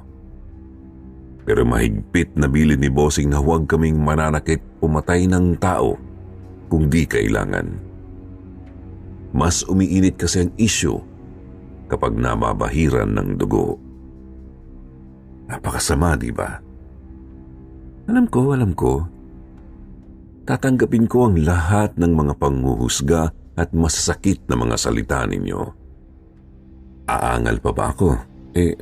Totoo naman. Pero ang pakiusap ko lang, sana tapusin ninyo munang pakinggan itong kwento ko.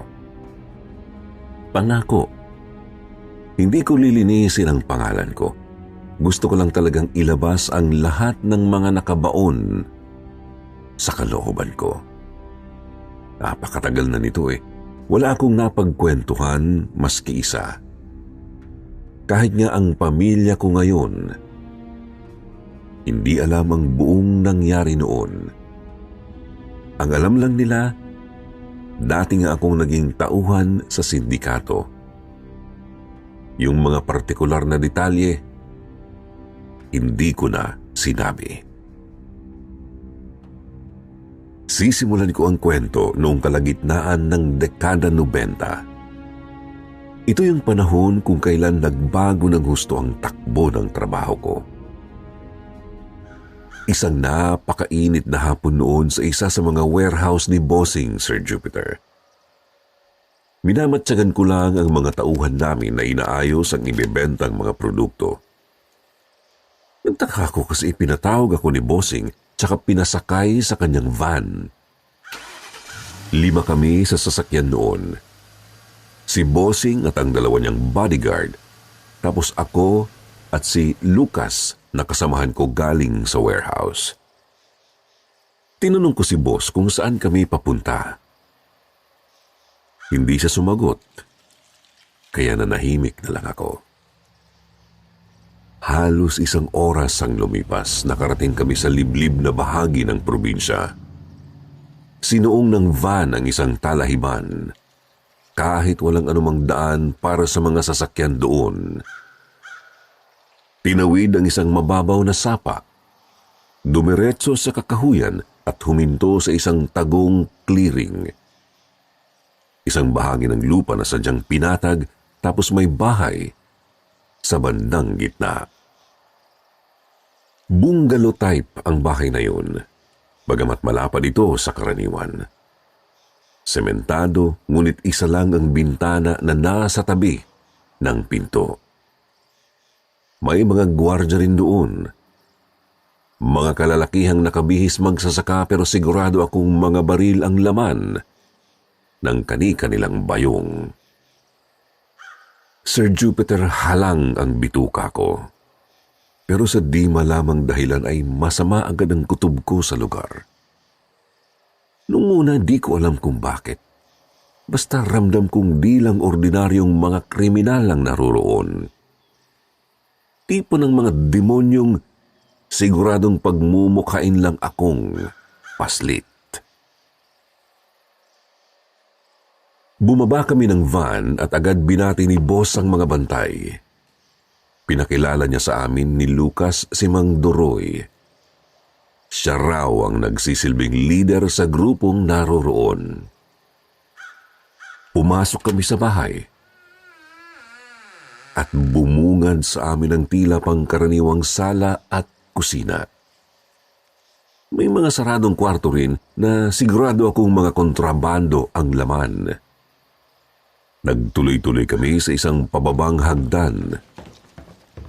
Doon pa lang alam ko nang tinutumbok noon ang isang basement kung nasaan ang pakay ni Boss.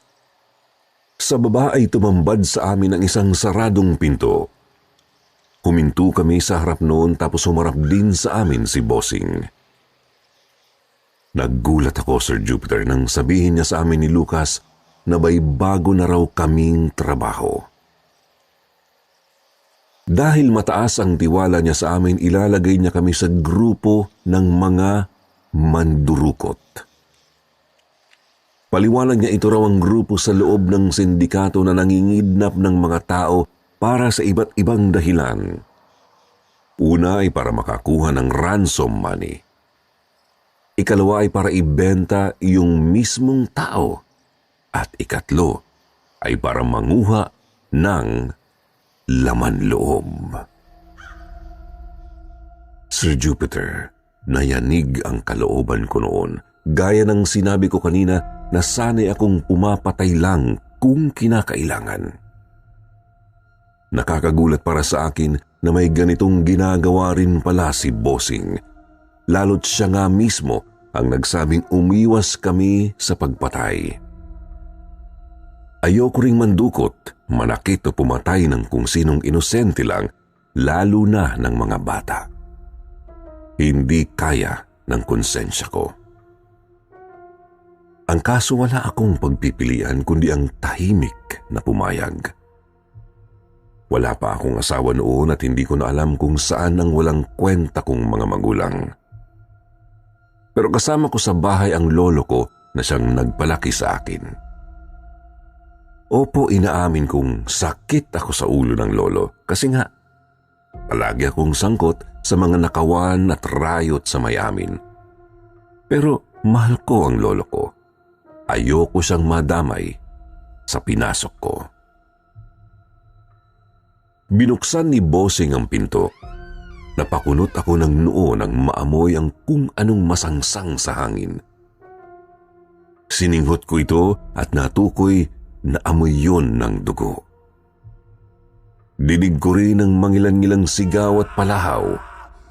Pagmamakaawa ng mga bihag para sa kanilang mga buhay.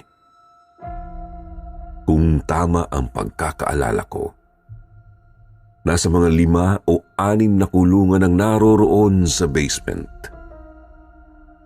Maliliit na mga selyadong kwarto. Sementado tapos gawa sa hardwood ang bawat pintong may matitibay na kandado. Tanging maliliit na butas lang sa gilid ng bawat pinto ang nagsisilbing silipan para mamatsagan ang nasa loob. May isa pang kwarto sa bandang dulo kung saan kinukuhanan ng laman loob ang ibang mga bihag. Noong araw na yun ay may 3 bihag sa basement, Sir Jupiter. 1 dalaga at 2 mga bata.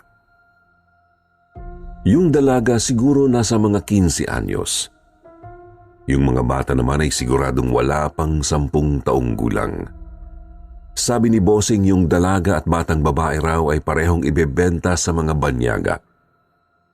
Kaya kailangang ingatan ng maigi upang hindi magkasugat o magkapasaman lang. Ang batang lalaki naman, di ko masabi kung mas masaklap ba ang kinahantungan o hindi. Kinagabihan din po kasi noon, pinakita mismo sa aming mga bagong dating kung paano kuhanan ng laman loob ang isang bihag. Isang bayarang eksperto sa medisina ang gumagawa ng proseso. Kinukuha ang mga piling laman loob, tsaka nilalagay sa malilinis at selyadong mga lalagyan. Pagkatapos kukunin ito ng mga tauhang magsisilbing mga taga-deliver. Hindi ko na kumpirma kung saan ba talaga dinadala ang mga laman loob na yon. Pero ang narinig ko, ang bato at atay ay pwedeng ibigay sa mga nangangailangan ng organ donor. Ang iba naman ay binibili ng mga dalubhasa para mapag-aralan. Ngayon, paano yung mismong katawan na natira? Kinukuha yun ng mga taong kumakain din ng laman ng tao, gaya ni Bossing. Noon ko nga lang din na lamang may ganoong libangan pala ang amo namin. Hiling niyang magpaluto at kumain ng karne ng tao. Hindi naman daw siya aswang. Pinapalagyan pa nga niya ng asin, bawang, kalamansi at iba pang pampalasa yung mga laman. Sadyang iba lang daw talaga ang laman ng tao kung ikukumpirma sa mga karne ng hayop. Kung ano ang lasa, hindi ko alam. Hindi ako tumikim kahit anong alok pa ang gawin niya sa akin. Yun nga lang, dahil doon nalaman ko kung sino ang pwede kong kaibiganin sa mga bagong kasama ko. Yung mga kagaya namin ni Lucas na ayaw kumain ng tao. Alam kong may katinuan pa. Pero yung mga sumusunod kay Bossing gaya ni Mang Duroy, garantisadong malala na talaga. Kinabukasan pinasundo nga ni Bossing ang 2 natitirang bihag. Ibibigay na raw sa banyagang customer na bibili sa kanila. At noong araw ring yun mismo inatasan niya kaming manguha ng mga bagong bihag. Bilin niya sa amin ni Lucas, ganun pa rin ang hanapin niyo. 1 o 2 dalaga. Kailangang maganda, makinis at kaakit-akit ang hubog ng pangangatawan. Tapos 2 malulusog na bata. Kailangan isa sa mga bata ay babae at may ibubuga ang itsura. Pagbalik nyo rito, alagaan nyong maigi. Siguraduhin nyong hindi magkakapasa, magkakasugat o magkakasakit. Higit sa lahat, bawal ang may mamatay sa kulungan. Maliwanag. Nakakadiring makinig sa kanya. Nakakangilo, pero mas nakakapikon ang sarili kong tahimik lang na tumatango. Wala akong magawa kundi sumabay sa grupong lalabas noong araw na yun. 2 van ang lumarga. Sinuong ang kakahuyan, tinawid ang mababaw na sapa, at tumagos sa talahiban. Bumiyahe kami ng mga 4 na oras para marating ang kabilang syudad. Siyempre, hindi naman kami pwedeng mandukot sa parehong lugar para iwas huli. Ilang oras din kaming nagpaikot-ikot sa lugar, Sir Jupiter. Sabi ng mga kasama namin ni Lucas, madali lang makahanap ng mga batang biktima. Marami naman kasing mga batang palaboy at mga magulang na pabaya. Ang medyo mahirap lang ay ang mga dalaga. Kasi kailangan naming siguraduhin pasado ang kagandahan ng mga ito. Noong hapong yun, ang kabilang van ang nakakuha ng dalagang biktima. Kaya kami na ng mga kasama sa kinasasakyan ko ang maghahanap ng mga bata. Mga bandang 6:00 na ng gabi nang may mapansin si Lucas na isang batang nagbibisikleta sa gilid ng daan. May nakasabit na supot sa manibela nito. Siguro laman nun ay kung anong ipinautos ng magulang. Sabi ni Mang Duroy na siyang nagmamaneho ng van, kami raw ni Lucas ang kumilos para masubukan ang kakayahan namin. Napagkasunduan naman namin ni Lucas na ako muna ang hahablot sa batang nakabisikleta, tapos aalalayan niya ako pagkapasok ng van. Sir Jupiter, pakiramdam ko talaga noon napakabagal ng takbo ng oras. Napapalunok ako kasi di ako sigurado kung kaya ko ba. Hanggang sa namalayan ko na lang, nabigla nang huminto ang van sa dadaanan ng bata. Napalingon pa nga ito sa bintana ng sasakyan. Humugot ako ng malalim na hininga, tapos binuksan ko na ang pinto. Mabilis kong hinablot ang kawawang paslit. Hinila papasok. Sinara ni Lucas ang pinto at pinaharurot na ng nagmamaneho ang sasakyan. Pilit pumapalag ang bata sa loob. Sinusubukan akong masipa at masapak o kahit mauntog ng kanyang ulo. Gusto ko siyang takutin pero di ako makapagsalita. Basta pilit ko lang siyang pinigil gamit ang braso ko habang pinapasinghot siya ng pampatulog ni Lucas. Nang makatulog na siya, binigay na namin siya sa isa pa naming kasama na nasa likod. Saglit ko lang nakita ang luhaan na itsura ng bata. Hindi ko siya kayang titigan ng matagal. Makalipas ang halos 1 oras, may namataan kaming isang batang babaeng may bitbit na biniling yelo. Si Lucas naman ang humablot sa paslit na yon at ako ang tumulong para makatulog ito. Doon, nakumpleto ang lakad namin noong gabing yun. Kaya bumiyahe na kami pabalik sa kuta.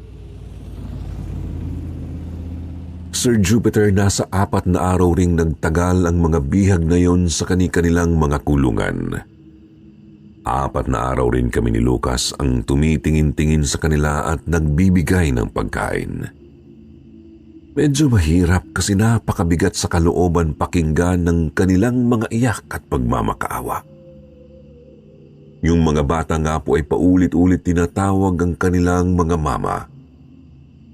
Ang dalaga naman ay sinusubukan kaming kumbinsihin sa abot ng kanyang makakaya. Pero wala eh. Ika nga trabaho lang, walang personalan. Sadyang ginagawa lang namin ni Lucas ang ipinagutos sa amin ni Bossing. Lumipas ang ilang buwan, nakailang labas pa kami para sa parehong pakay. Sa bawat pagkakataon, mabigat pa rin talaga sa loob ko.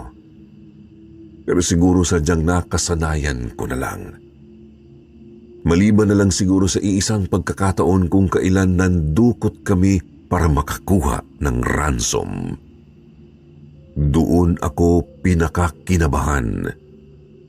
Kasi anak ng mayaman yung target. Pwede kaming mapahamak sa kamay ng mga parak anumang oras. Isang pagkakamali lang, maaaring buhay namin ang kapalit. Oo, nagtagumpay kami noon. Pero abot-abot talaga ang mga sana ko. Sana hindi na ako malagay sa ganoong alanganin. Sana hindi ko na kailangang manakit o pumatay ng mga inosenteng bata. At sana makatakas na ako sa madilim na mundong ginagalawan. Hanggang sa isang araw, bigla kaming nakatanggap ng utos mula kay Bossing na nasa ibang bansa noon.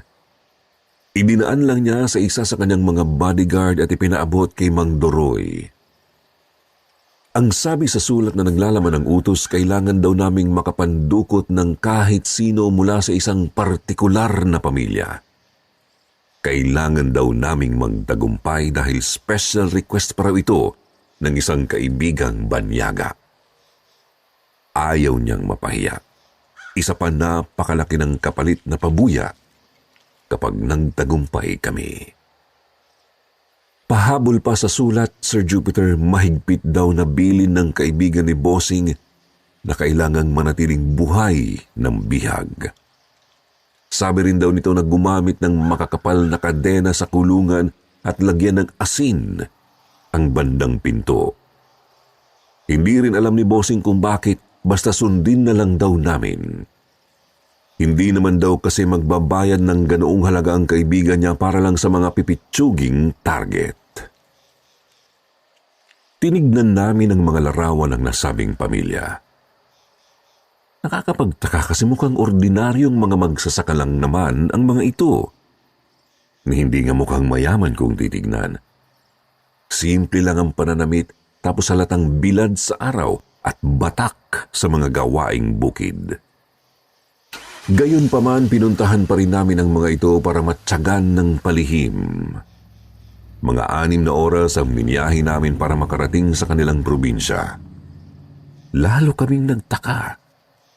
kasi kumpirmadong hindi nga mayayaman ang mga ito. Ni hindi nga malaki ang lupang sinasaka nila kaya naging palaisipan sa amin kung ano ang pakay ng kaibigan ni boss sa mga yon. Naguguluhan man, itinuloy pa rin namin ang plano. Yun ang utos ng amo namin. Kailangan masunod. Naisip namin ni Lucas na puntiryahin yung mga binatang miyembro ng pamilyang yon. Kahit sino naman daw sa kanila, kaya hindi kailangang yung mga bata talaga o dalaga. Ang kaso, sabi ni Mang Duroy, mas mabuti kung isa sa mga bata ang kunin namin. Mas madali raw iyong madukot at sa ganoong mga target mas sanay kumilos ang grupo. Napakamot na lang ako sa batok at napabuga ng hininga. Isa sa 4 na mga paslit ng pamilyang yun ang dudukutin. Yun ang pasya ng leader namin at ng nakararami sa grupo, kaya yun ang susundin. Isang pasyang ramdam kong hindi talaga tama. Doon palagay ko nang ilalagay kami nito sa matinding alanganin. Ang totoo nga niyan, ramdam ko nang mapapahamak kami kahit sino pa sa kanila ang dudukutin namin. Mga bandang 2:00 ng hapon ay nakaabang na kami malapit sa paaralang pinapasukan ng mga bata. Isa itong tipikal na paaralan sa mga liblib na lugar. Nanunuyo na noon ang lalamunan ko at malamig din ang pawis habang nakaharap sa manibela. Si Lucas naman ay sunod-sunod ang inuubos na yosi. At nang maglabasan na ang mga estudyante, humudyat na si Mang Duroy, nakikilos na kami. Kaming nasa unang van ang naatasang magmatsyag sa may gate. Bali ako, si Lucas at isa pang kasamang si Jimmy na nagsisilbing driver. Pinarada ni Jimmy ang sasakyan sa may kalayuan tapos bumaba kami ni Lucas. Pagkarating namin sa may gate ay pasimple kaming nagmasid-masid sa mga lumalabas na mga estudyante. Bumili pa nga ako ng ice water at huminto sa pagyoyosi ang kasama ko para hindi kami magmukhang kahina-hinala. Nakakalito kasi napakaraming bata ang lumalabas sa gate. Nagmasid pa kami ng nagmasid hanggang sa mapansin na namin ang 2 sa mga bata ng pamilyang yon. Ang isa ay babae na siguro mga nasa grade 5 o grade 6. Ang ikalawa naman, lalaking nasa grade 2 pababa. Doon ko na sinabihan si Lucas na puntahan na si Mang Duroy para sabihang palabas na ang mga target. Ito yung panahon na wala pang internet o cellphone kaya kailangan naming dumiskarte sa pagpapasa ng impormasyon. Agad namang umalis ang kasama ko. Ako namay nagpaiwan para patuloy silang matyagan. Subalit napalunok ako ng laway nang makatitigan ko yung mas nakatatanda sa kanilang 2. Napakatalim ng titig nito sa akin. Talagang tumagos sa kalooban ko.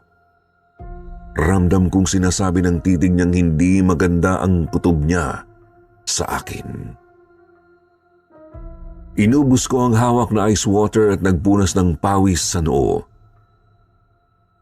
Nanlaki ang mga mata nang makitang naglalakad palapit sa akin ang batang babae. Ang nakababatang lalaki naman ay naiwang kumakain ng manggang hilaw ilang metro mula sa gate. Lumingon ako ulit sa babae at napaatras nang mapansing nagtiin na ang mga ngipin nito. Di ko na nga mapigil ang panginginig ng katawan dahil sa panlilisik ng kanyang mga mata. Gulong-gulo ako noon, Sir Jupiter, kasi bata lang naman yun. Bakit ako nahihintakutan ng ganun? Hindi ko nga maihakbang ang mga paa para tumalikod man lang dahil ba may binabalak nga akong masama? Di naman ako nakakaramdam ng ganoon dati. Kahit pa mahigit 5 taon na ako noon sa sindikato ni Bossing. kaya ko namang kumalma. Kahit pa kaharap ko ang mga armadong parak o kalabang grupo. Kaya nagtataka ako kung ano ba ang nangyayari sa akin nung oras na yun. Hanggang sa namalayan ko na lang na nagsisigawan ang mga tao sa harap ng gate. Masyadong mabilis ang mga pangyayari, nakita ko na lang na humaharurot na palayo ang van ni Namang Duroy. Nilingon ko ang batang babae. Mabilis na itong tumatakbo para subuking habulin ang sasakyan. Ako na may pinilit makalusot sa mga nagkakagulong tao para makasibat na rin. Lingon ako ng lingon habang tumatakbo. Natatakot na baka sinundan ako ng batang babae. Ilang minuto pa namataan ko na ang van namin ni na Lucas. Nagbukas ang pinto nito at agad naman akong pumasok. Tumingin pa ako sa bintana habang pinapaharurot ni Jimmy ang sasakyan. At halos lumundag ang puso ko nang makitang nakasunod sa amin ang batang babae. Takang-taka kami ni na Lucas at Jimmy. Medyo mabilis na kasi ang takbo namin. Imposibleng makasunod sa amin ang isang batang tumatakbo lang. Kita ko rin nagsusumigaw ito bagamat di namin dinig sa loob ng van ang kanyang sinasabi. Ilang minuto pa may namataan kaming malaking truck sa unahan. Tumatakbo ito ng mabagal sa bandang gilid ng kalsada. Siguro liliko sa may kanto. Nag-overtake si Jimmy sa truck na yon at nagtuloy-tuloy na tumawid sa kabila kahit muntikan pa kaming mabangga sa kasalubong na bus. Nilingon ko ulit ang pinanggalingan naming bahagi ng kalsada at nakitang nakatayo na lang doon ang batang babae. Kahit malayo na kami, ramdam kong bumabaon pa rin ang galit niya sa kaluluwa ko. Tumalim pa kasing lalo ang nanlilisik niyang mga mata at matindi na ang pagngingit-ngit ng mga ngipin. Pansin ko ring hinihingal na ito ng husto. Tinanong ako ni na Jimmy at Lucas kung anong meron sa batang yun. Nagkimit balikat lang ako kasi wala rin naman talaga akong ideya. Hindi ko alam kung bakit. Napakabigat ng pakiramdam ko doon at lalong di ko alam kung bakit napakatulin nung tumakbo. Napatanong tuloy ako kung ano bang meron sa buong pamilyang yun. Pakiramdam ko kasi tumutugma yung babala ng kaibigan ni Bossing sa kakaibang galaw nung bata. Siguradong hindi lang ang batang babae ang ganoon. Si Namang Duroy na tumangay sa batang lalaki. Ayos lang kaya? Sir Jupiter, nagtuloy-tuloy na kami noon sa biyahe pabalik sa kuta. Huminto lang kami sa bandang kalagitnaan para maghapunan tapos nagpatuloy na naman. Habang nasa daan, hindi namin maiwasang magpalitan ng kuro-kuro tungkol sa nasaksihan. Biro namin ni Jimmy, baka sabog yung batang yun kaya may kakaibang lakas. Seryoso namang sabi ni Lucas. Kutob niya, hindi pangkaraniwang tao yung batang yun. Malakas daw ang hinala niyang isa iyong aswang. Napatingin ako sa kasama. Tinanong ko kung seryoso ba talaga siya sa sinasabi. Kako hindi naman totoo ang mga ganyang nilalang. Pero napatahimik na lang ako nang binalikan niya ako ng tanong. Kung hindi aswang yun, bakit napakabilis tumakbo nun? Bakit napakadilim ng aura ng batang yun? At bakit ibinilin ng kaibigan ni Bossing na lagyan ng asin ang bandang pinto ng kulungan? Yan ang mga patunay na mga aswang ang miyembro ng pamilyang yun, Densyo. May kakaibang kakayahan, ngunit nanghihina sa asin. Tanong naman ni Jimmy kung totoo raw ba talaga ang mga aswang. Tumango si Lucas at sinabing isa raw albularya ang kanyang lola. At siya rin daw mismo ay nakakita na ng aswang na nasa anyong aso. Napakalaki raw nito at ang mga mata ay kapareho noong sa batang babae. Muling sabat ni Jimmy, baka nga raw sabog lang talaga yung bata kaya nanlilisik ang mga mata. Nagkatawanan kaming tatlo. Pero di namin maitatago ang butil-butil na pamamawis at pamumutla. 10:00 na ng gabi nang makarating kami sa kuta. Wala pa ang grupo ni Mang Duroy, kaya medyo nag-alala kaming tatlo. Bulungan namin, baka napahamak na sila sa daan dahil sa bata o sa pamilya nito. Sa kilos kasi ng batang babae, hindi malabong nasundan na rin si Mang Duroy ng mga kamag-anak nito. Gayunpaman, pinakalma pa rin namin ang mga sarili namin. Sabi ni Jimmy, baka naman daw nagkaaberya lang yung sasakyan o ano. Hindi naman siya nagkamali. Kasi dumating nga ang van ni Mang Duroy mga bandang 11:30. Nakabusangot ang leader namin nang bumaba sa van. Reklamo nito, bakit daw ba napakalakas ng paslit na dinagit? Kailangan para pagtulungan ng 3 tao para lang pigilang makawala. Tapos may ika-4 pang tao na nagpapasinghot ng pampatulog doon. Hindi pa nga raw agad tinablan ng pampatulog eh. Inabot pa sila ng halos kalahating oras sa pagpipigil. At kaya raw sila natagalan kasi nagising daw ito sa kalagitnaan ng biyahe. Buti na lang at napigilan nilang makatakas. Nagkatinginan kami nina Lucas at Jimmy. Kinilabutan naman ako nang sinabi sa akin ni Mang Duroy na ako na ang maglagay sa bata sa kulungan. Pagod na raw kasi talaga ang grupo nila. Tulog naman daw yung bata kaya hindi na magwawala. Basta bilisan lang kasi baka magising. Kinarga ko yung bata, Sir Jupiter. Tulog na tulog. Kasing gaan lang naman ng pangkaraniwang 7 taong gulang na paslit. Di ko alam kung anong itsura niya kapag nagising o natakot o nagalit sa amin. Pero sa pagkakataong yun, ramdam na ramdam ko ang awa sa kanya. Di ko rin alam kung tama bang maawa ako sa isang batang posibleng aswang. Pero may magagawa ba ako? Naawa ako sa kanya.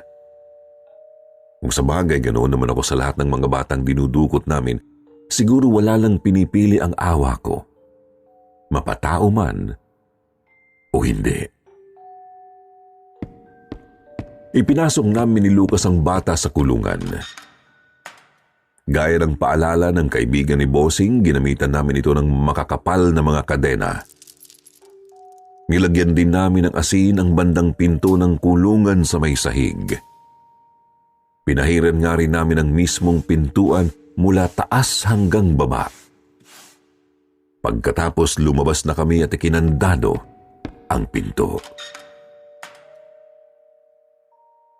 Naupo kami ni Lucas sa labas ng kulungan, Sir Jupiter. Kaming dalawa lang ang nasa basement noon kasi nasa taas ang mga kasama namin. Wala rin kaming ibang bihag noon maliban sa bata. Tahimik lang kami habang gumugulong ang mga oras. Pero pareho naming ramdam ang kakaibang kaba.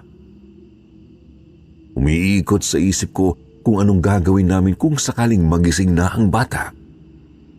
Kakayanin ba namin siyang pigilan? Paano kung humantong lang to sa pagkakapahamak namin? Sandali rin akong natawa ng mahina, Sir Jupiter.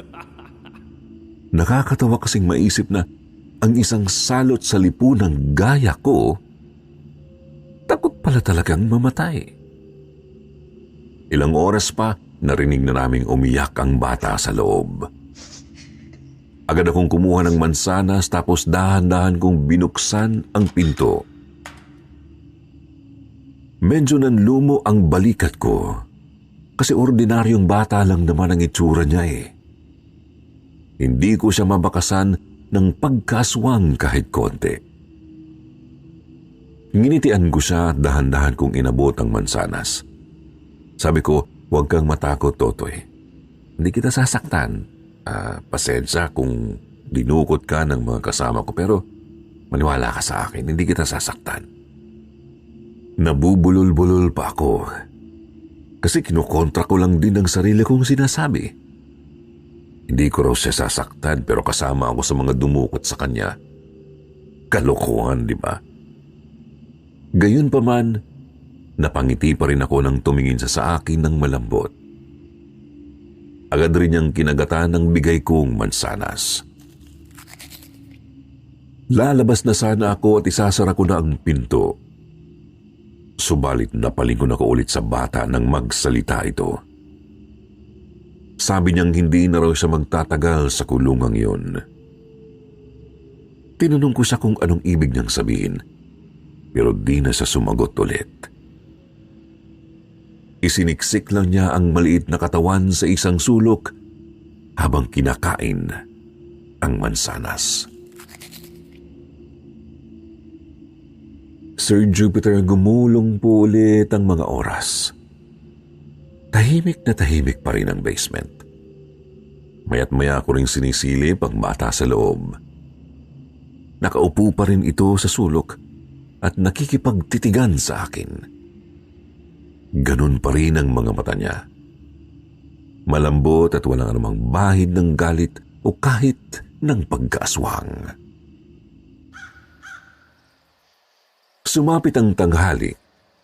Papalitan na kami ni Lucas noon ni na Jimmy at ang isa pang kasama namin. Bago ako umakyat paalis sa basement, sinilip ko pa sa huling pagkakataon ang bata. Ganoon pa rin ang pwesto at titig nito. Ngunit saglit niya akong kinawayan gamit ang maliit niyang palad. Hindi ko alam kung para saan ang kaway na yun. Magpapaalam ba? Hindi ko naman sinabi sa kanyang papalitan muna ako ng ibang mga bantay. Tuloy, di ko siya maalis sa isip habang nagpapahinga. Bagamat nakaidlip naman ako kahit papano. Subalit napabalikwas ako ng bangon noong kakaalas 3 pa lang ng hapon, Sir Jupiter. Nagsumigaw kasi si Jimmy na nasa basement. Sinasabi nitong patay na raw ang bihag. Agad akong napatakbo pababa, kako, paanong mangyayari yun gayong ayos lang naman yun kanina pagkaalis ko. Kumaway pa nga eh. Pagkababa namin ni Lucas ng hagdan, nagulat kami nang sumalubong sa amin ang isang napakasangsang na amoy. Amoy na bubulok na bangkay talaga. Sumunod din sa amin si Mang Doroy at tinanong nila sina Jimmy kung ano ang nangyari. Hindi agad nakasagot ang dalawang bantay. Nang singhalan sila ni Mang Doroy, doon na nanginginig na nagsalita si Jimmy. Manong, di po namin alam. Ayos naman yung batang yun kanina eh. Pinakain ko pa nga ng bayabas. Tapos ngayon, pagsilip namin, ayan. Naaagnas na patay na lang ang nasa kulungan. Napasilip agad ako sa silipan ng pinto. Naduwal ako. Kasi nakita ko sa gitna ng kulungan ang patay na katawan ng bata na matindi na ang pagkaagnas. Kita na nga po ang iilang mga buto-buto nito gaya na lang sa may noo at mga braso. Labas na rin ang ilang laman loob sa sikmura, saka naglalawa sa sahig ang dugo at iba pang mga katas. Napasapak sa dingding ang leader namin. Sabi niya, lagot daw kami nito. Bawal na bawal pa naman kaming mamatayan ng bihag nang wala sa oras. Mahihirapan na rin kaming mandagit ng isa pa sa pamilyang yun dahil darating na si Bossing noong gabing yun. Yun ang mga bukang bibig ni Mang Duroy. Pero ibang klaseng kilabot ang nakikita ko sa itsura niya. Yun ang mukha ng isang taong nilamon ng hilakbot na hindi may paliwanag. Oo, takot siya kay Bossing. Pero alam kong mas takot siya sa kung ano na hindi pa namin masabi. Agad niyang ipinag-utos na kunin ang bangkay mula sa kulungan at ilibing. Kakausapin na lang daw niya si Bossing para bigyan kami ng isa pang pagkakataon ng kaibigan nito. Ang problema, Sir Jupiter, di namin mabuksan ang pinto. Ayaw matanggal ng kandado at siradora kahit sinubukan na naming baklasin. Sinubukan na rin namin gamitan ng palakol ang hardwood na pinto pero ayaw talaga nitong bumigay. Wala kaming magawa noon kundi ang lumabas muna sa bahay na kuta. Hindi na kasi talaga kaya ang masangsang na amoy. Sinakop na nito ang buong basement. Tapos bahagya na ring umaalingasaw sa sala at kusina ng bahay. May mga nagmumungkahi ng tumawag na raw kami ng albularyo para lang mailabas ang bata. Pero mariin yung tinutulan ni Mang Duroy. Hindi kasi pwedeng may kung sino lang na makarating sa lugar na yon. Kaya wala kaming ibang magawa kundi magpadala ng tauhan sa bayan para masabihan si Bossing bago pa man ito dumating. Bandang 6:00 ng gabi, nagulat kaming lahat nang may kumalabog sa basement. Nagtataka kasi kumpleto naman kami roon sa labas ng bahay. Kinikilabutan man ng presenta na akong bumaba at silipin ang basement. Sir Jupiter, pagkapasok ko pa lang sa pinto, halos masukan na ako sa masangsang na amoy. Tinakpan ko na lang ng panyo ang ilong at bibig ko, tsaka dahan-dahang bumaba papuntang basement. Pagkababa, agad kong hinawakan ang siradora ng pinto ng basement. Naikabig ko pang saglit ang palad ko kasi gumapang ang mas matinding kilabot sa braso ko. Huminga ako ng malalim tsaka binuksan na ng tuluyan ang pinto. Pagkapasok ko sa basement, sarado pa rin ang kulungan ng bata. Halos walang pinagbago, maliban sa mas malalang amoy. Lumapit ako sa kulungan at nakumpirmang hindi pa rin ito mabuksan.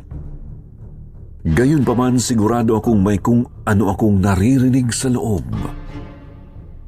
Ipiniid ko ang tenga at nahinuhang may kumakalmot sa mga dingding. Oo, masama akong tao, Sir Jupiter, pero napadasal talaga ako noong sandaling yun. Binalak kong silipin ang loob ng kulungan, pero nanginginig na talaga ang kalamnan ko. Hanggang sa naigalaw ko rin ang sarili makalipas ang ilang minuto.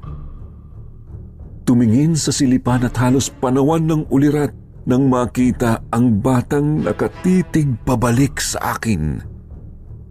Hindi ko masabi kung multo ba yun o ano, basta kamukha niya yung bata. Bagamat itim na usok lang ito. Kita ko rin naruroon pa at nakahiga sa sahig ang naaagnas na katawan nito. Tapos kapansin-pansin din ang mga markang nakaukit sa dingding. Binawi ko ang tingin. Naghabol ng hininga kahit hindi naman ako hinihingal. Napaatras nang mapansing lumulusot sa mga siwang ng pinto ang itim na usok. Atras lang ako ng atras hanggang sa napasandal ako sa pinto ng katapat na kulungan. Umikot ang siradora ng pintong minamasdan ko. Hinahanda ko na ang sarili sa kung anuman ang lumabas doon. Subalit napasigaw ako, hindi dahil sa kakaibang bata, kundi dahil kina Lucas at Jimmy na biglang pumasok sa basement. Taranta nilang sinarado ang pinto, hinarangan ng mesa at saka hinila ko sa bandang dulo. Doon kami sa kwarto kung saan tinatanggalan ng laman loob ang mga bihag. Ano ba nangyayari sa inyo? Halos himatayin na nga ako rito, ganyan pa kayo. Sininghalan ko ang dalawa habang naghahabol pa rin ng hininga. Pero natigilan din ako nang mapansing di maipinta ang kanilang mga itsura. Nang makabuelang mangiyak-ngiyak na nagsalita si Jimmy, nakarating na sina Bossing, pero naroon din yung batang babae na humamol sa atin kahapon. Hindi pa man ako nakakapagsalita, narinig na lang naming nagsisigawan ang mga kasama namin sa labas. Sunod na bumasag sa katahimikan ang magkasunod na putok ng mga baril. Sinasabayan ng malakas na pag-atungal ng kung anong hayop gubat. Nandyan na ang mga aswang. Sinabi ko na sa mga kasama nating magtago na pero ayaw nilang maniwala sa akin. Mamamatay sila doon. Mamamatay sila. Nangangatog na sinara ni Lucas ang pinto ng dulong kwarto at doon kami sumiksik sa ilalim ng operating table. Tahimik lang kami roon habang nagpapatuloy ang kaguluhan sa labas. Akala talaga namin hindi kami madadamay, Sir Jupiter. Pero bigla na lang kami nakarinig ng napakalakas na kalabog mula sa taas. Hinuha ko tunog yun ng main door na sapilitang winasak. Sinundan ito ng mabibigat na yabag na bumaba sa hagdan papunta mismo sa kinaroroonan naming basement. Kumalabog ang isang pinto ng basement. Pinigil namin ang aming hininga. Kumalabog ulit ito ng isa pa. At isa pa. At isa pa. Hanggang sa tuluyan na naming marinig ang malakas na pagkabaklas ng pinto. Sinundan ito ng paglangit-ngit ng iniurong na mesang pinangharang namin doon. Narinig namin ulit ang mabibigat na mga yabag, hindi lang sa isa ngunit dalawa o higit pang pares ng mga paa. Huminto. Tsaka tumunog ang pagbukas ng pinto ng kulungan. Doon yun galing sa kulungang di namin mabuksan. Tumahimik ang paligid. Maging ang kaguluhan at putukan sa labas ay di namin naririnig. Halos mangiyak-ngiyak na si Jimmy sa takot. Tinakpan ko na nga lang ang bunganga niya para hindi makapag-ingay. Kami naman ni Lucas ay halos hindi na makahinga sa bigat ng presensyang sumasaklob sa buong lugar. Lumipas ang isa, 2-3 minuto. Tahimik pa rin. Naisip kong baka wala na ang kung anumang mga nilalang. Lalabas na sana ako mula sa ilalim ng operating table. Ngunit hinila ni Lucas ang laylayan ng damit ko. Sabi niya naririyan pa raw ang mga aswang. Hindi nga siya nagkamali, Sir Jupiter. Walang ano-ano kasi biglang nabaklas ang pinto ng kinaroroonan naming kwarto. Tumambad sa amin ang isang lalaki. Medyo payat ang pangangatawan pero namumutok ang mga ugat. Hindi naman ito mukhang aswang ngunit namumula ang mga mata at napakatalas ng mga kuko. Naalala kong kasama siya sa pamilyang target namin kasi naroon siya sa larawan. Tinitigan niya kami ng matalim at kita ko ring nagtagisan ng kanyang mga ngipin. Sumilip din sa pinto ang isang batang babae at nagsabing, "Sila yun, Tay. Sila yung hinabol ko. Kasama nila yung mga pangit sa labas." Lalong nagtiim ang mga bagang ng lalaki. Abot-abot na ang panalangin ko noon kahit alam kong alanganing makinig sa akin ang Panginoon. Sina Lucas at Jimmy naman ay todo na ang pagmamakaawang huwag kaming patayin. Subalit mukhang wala talagang balak ang isang yon na buhayin kami. Humakbang siya ng isa papasok sa kwarto. Napapikit ako at napasubsob sa mga tuhod ang mukha.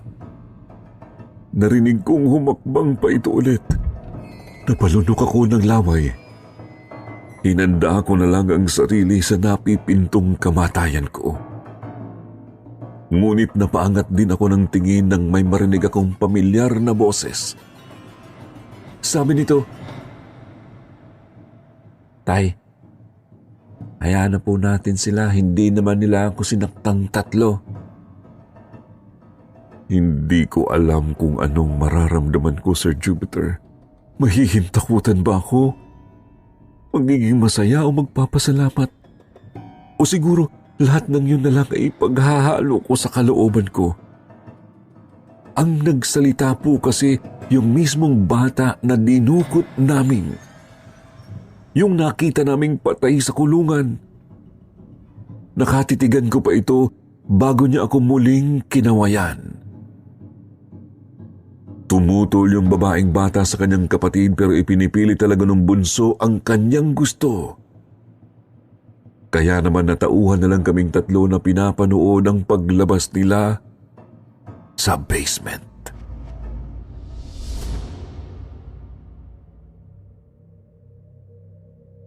Sir Jupiter, ilang oras pa kaming tulala sa ilalim ng operating table.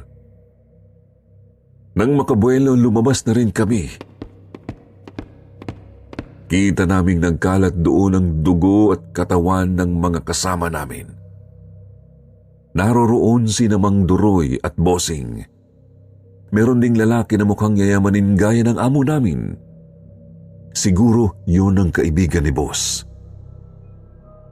Naisip ni Lucas na ilibing namin sila. Pero tumutol kami ni Jimmy.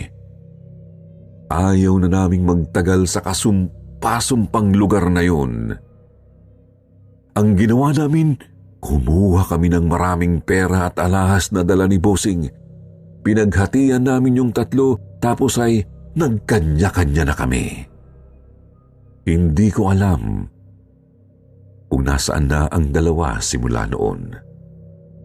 Basta kami ng lolo ko ay agad na tumakas papuntang Mindanao. Mahigit 1 dekada rin kaming nagpalipat-lipat ng lugar doon hanggang sa pumanaw na si Lolo. Doon na ako lumuwas ng Visayas at nakabuo ng sarili kong pamilya. Sa ngayon, hindi ko pa rin talaga malilimutan ng karanasang yun, Sir Jupiter. Oo, payapa at patas na akong namumuhay. Kasama ang asawa, mga anak at isang apo ko. Pero natatakot pa rin kasi akong matuntun ng dati kong kinabibilangang sindikato o ng mga aswang. Oo, patay na si Bossing. Pero kilala kasi ako ng kanyang mga anak at malalapit na tauhan. Siguro nga masyado lang akong nag-iisip, pero mas mabuti na to kaysa maging pabaya.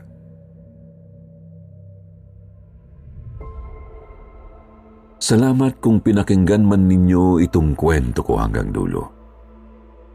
Tatanggapin ko ang lahat ng mga panghuhusga nyo. Pero sana wag ninyong kakalimutan ang aral ng karanasan kong yun. Ano't anuman, tao pa rin talaga ang pinakamasahol na nilalang sa mundo. Hanggang dito na lang po.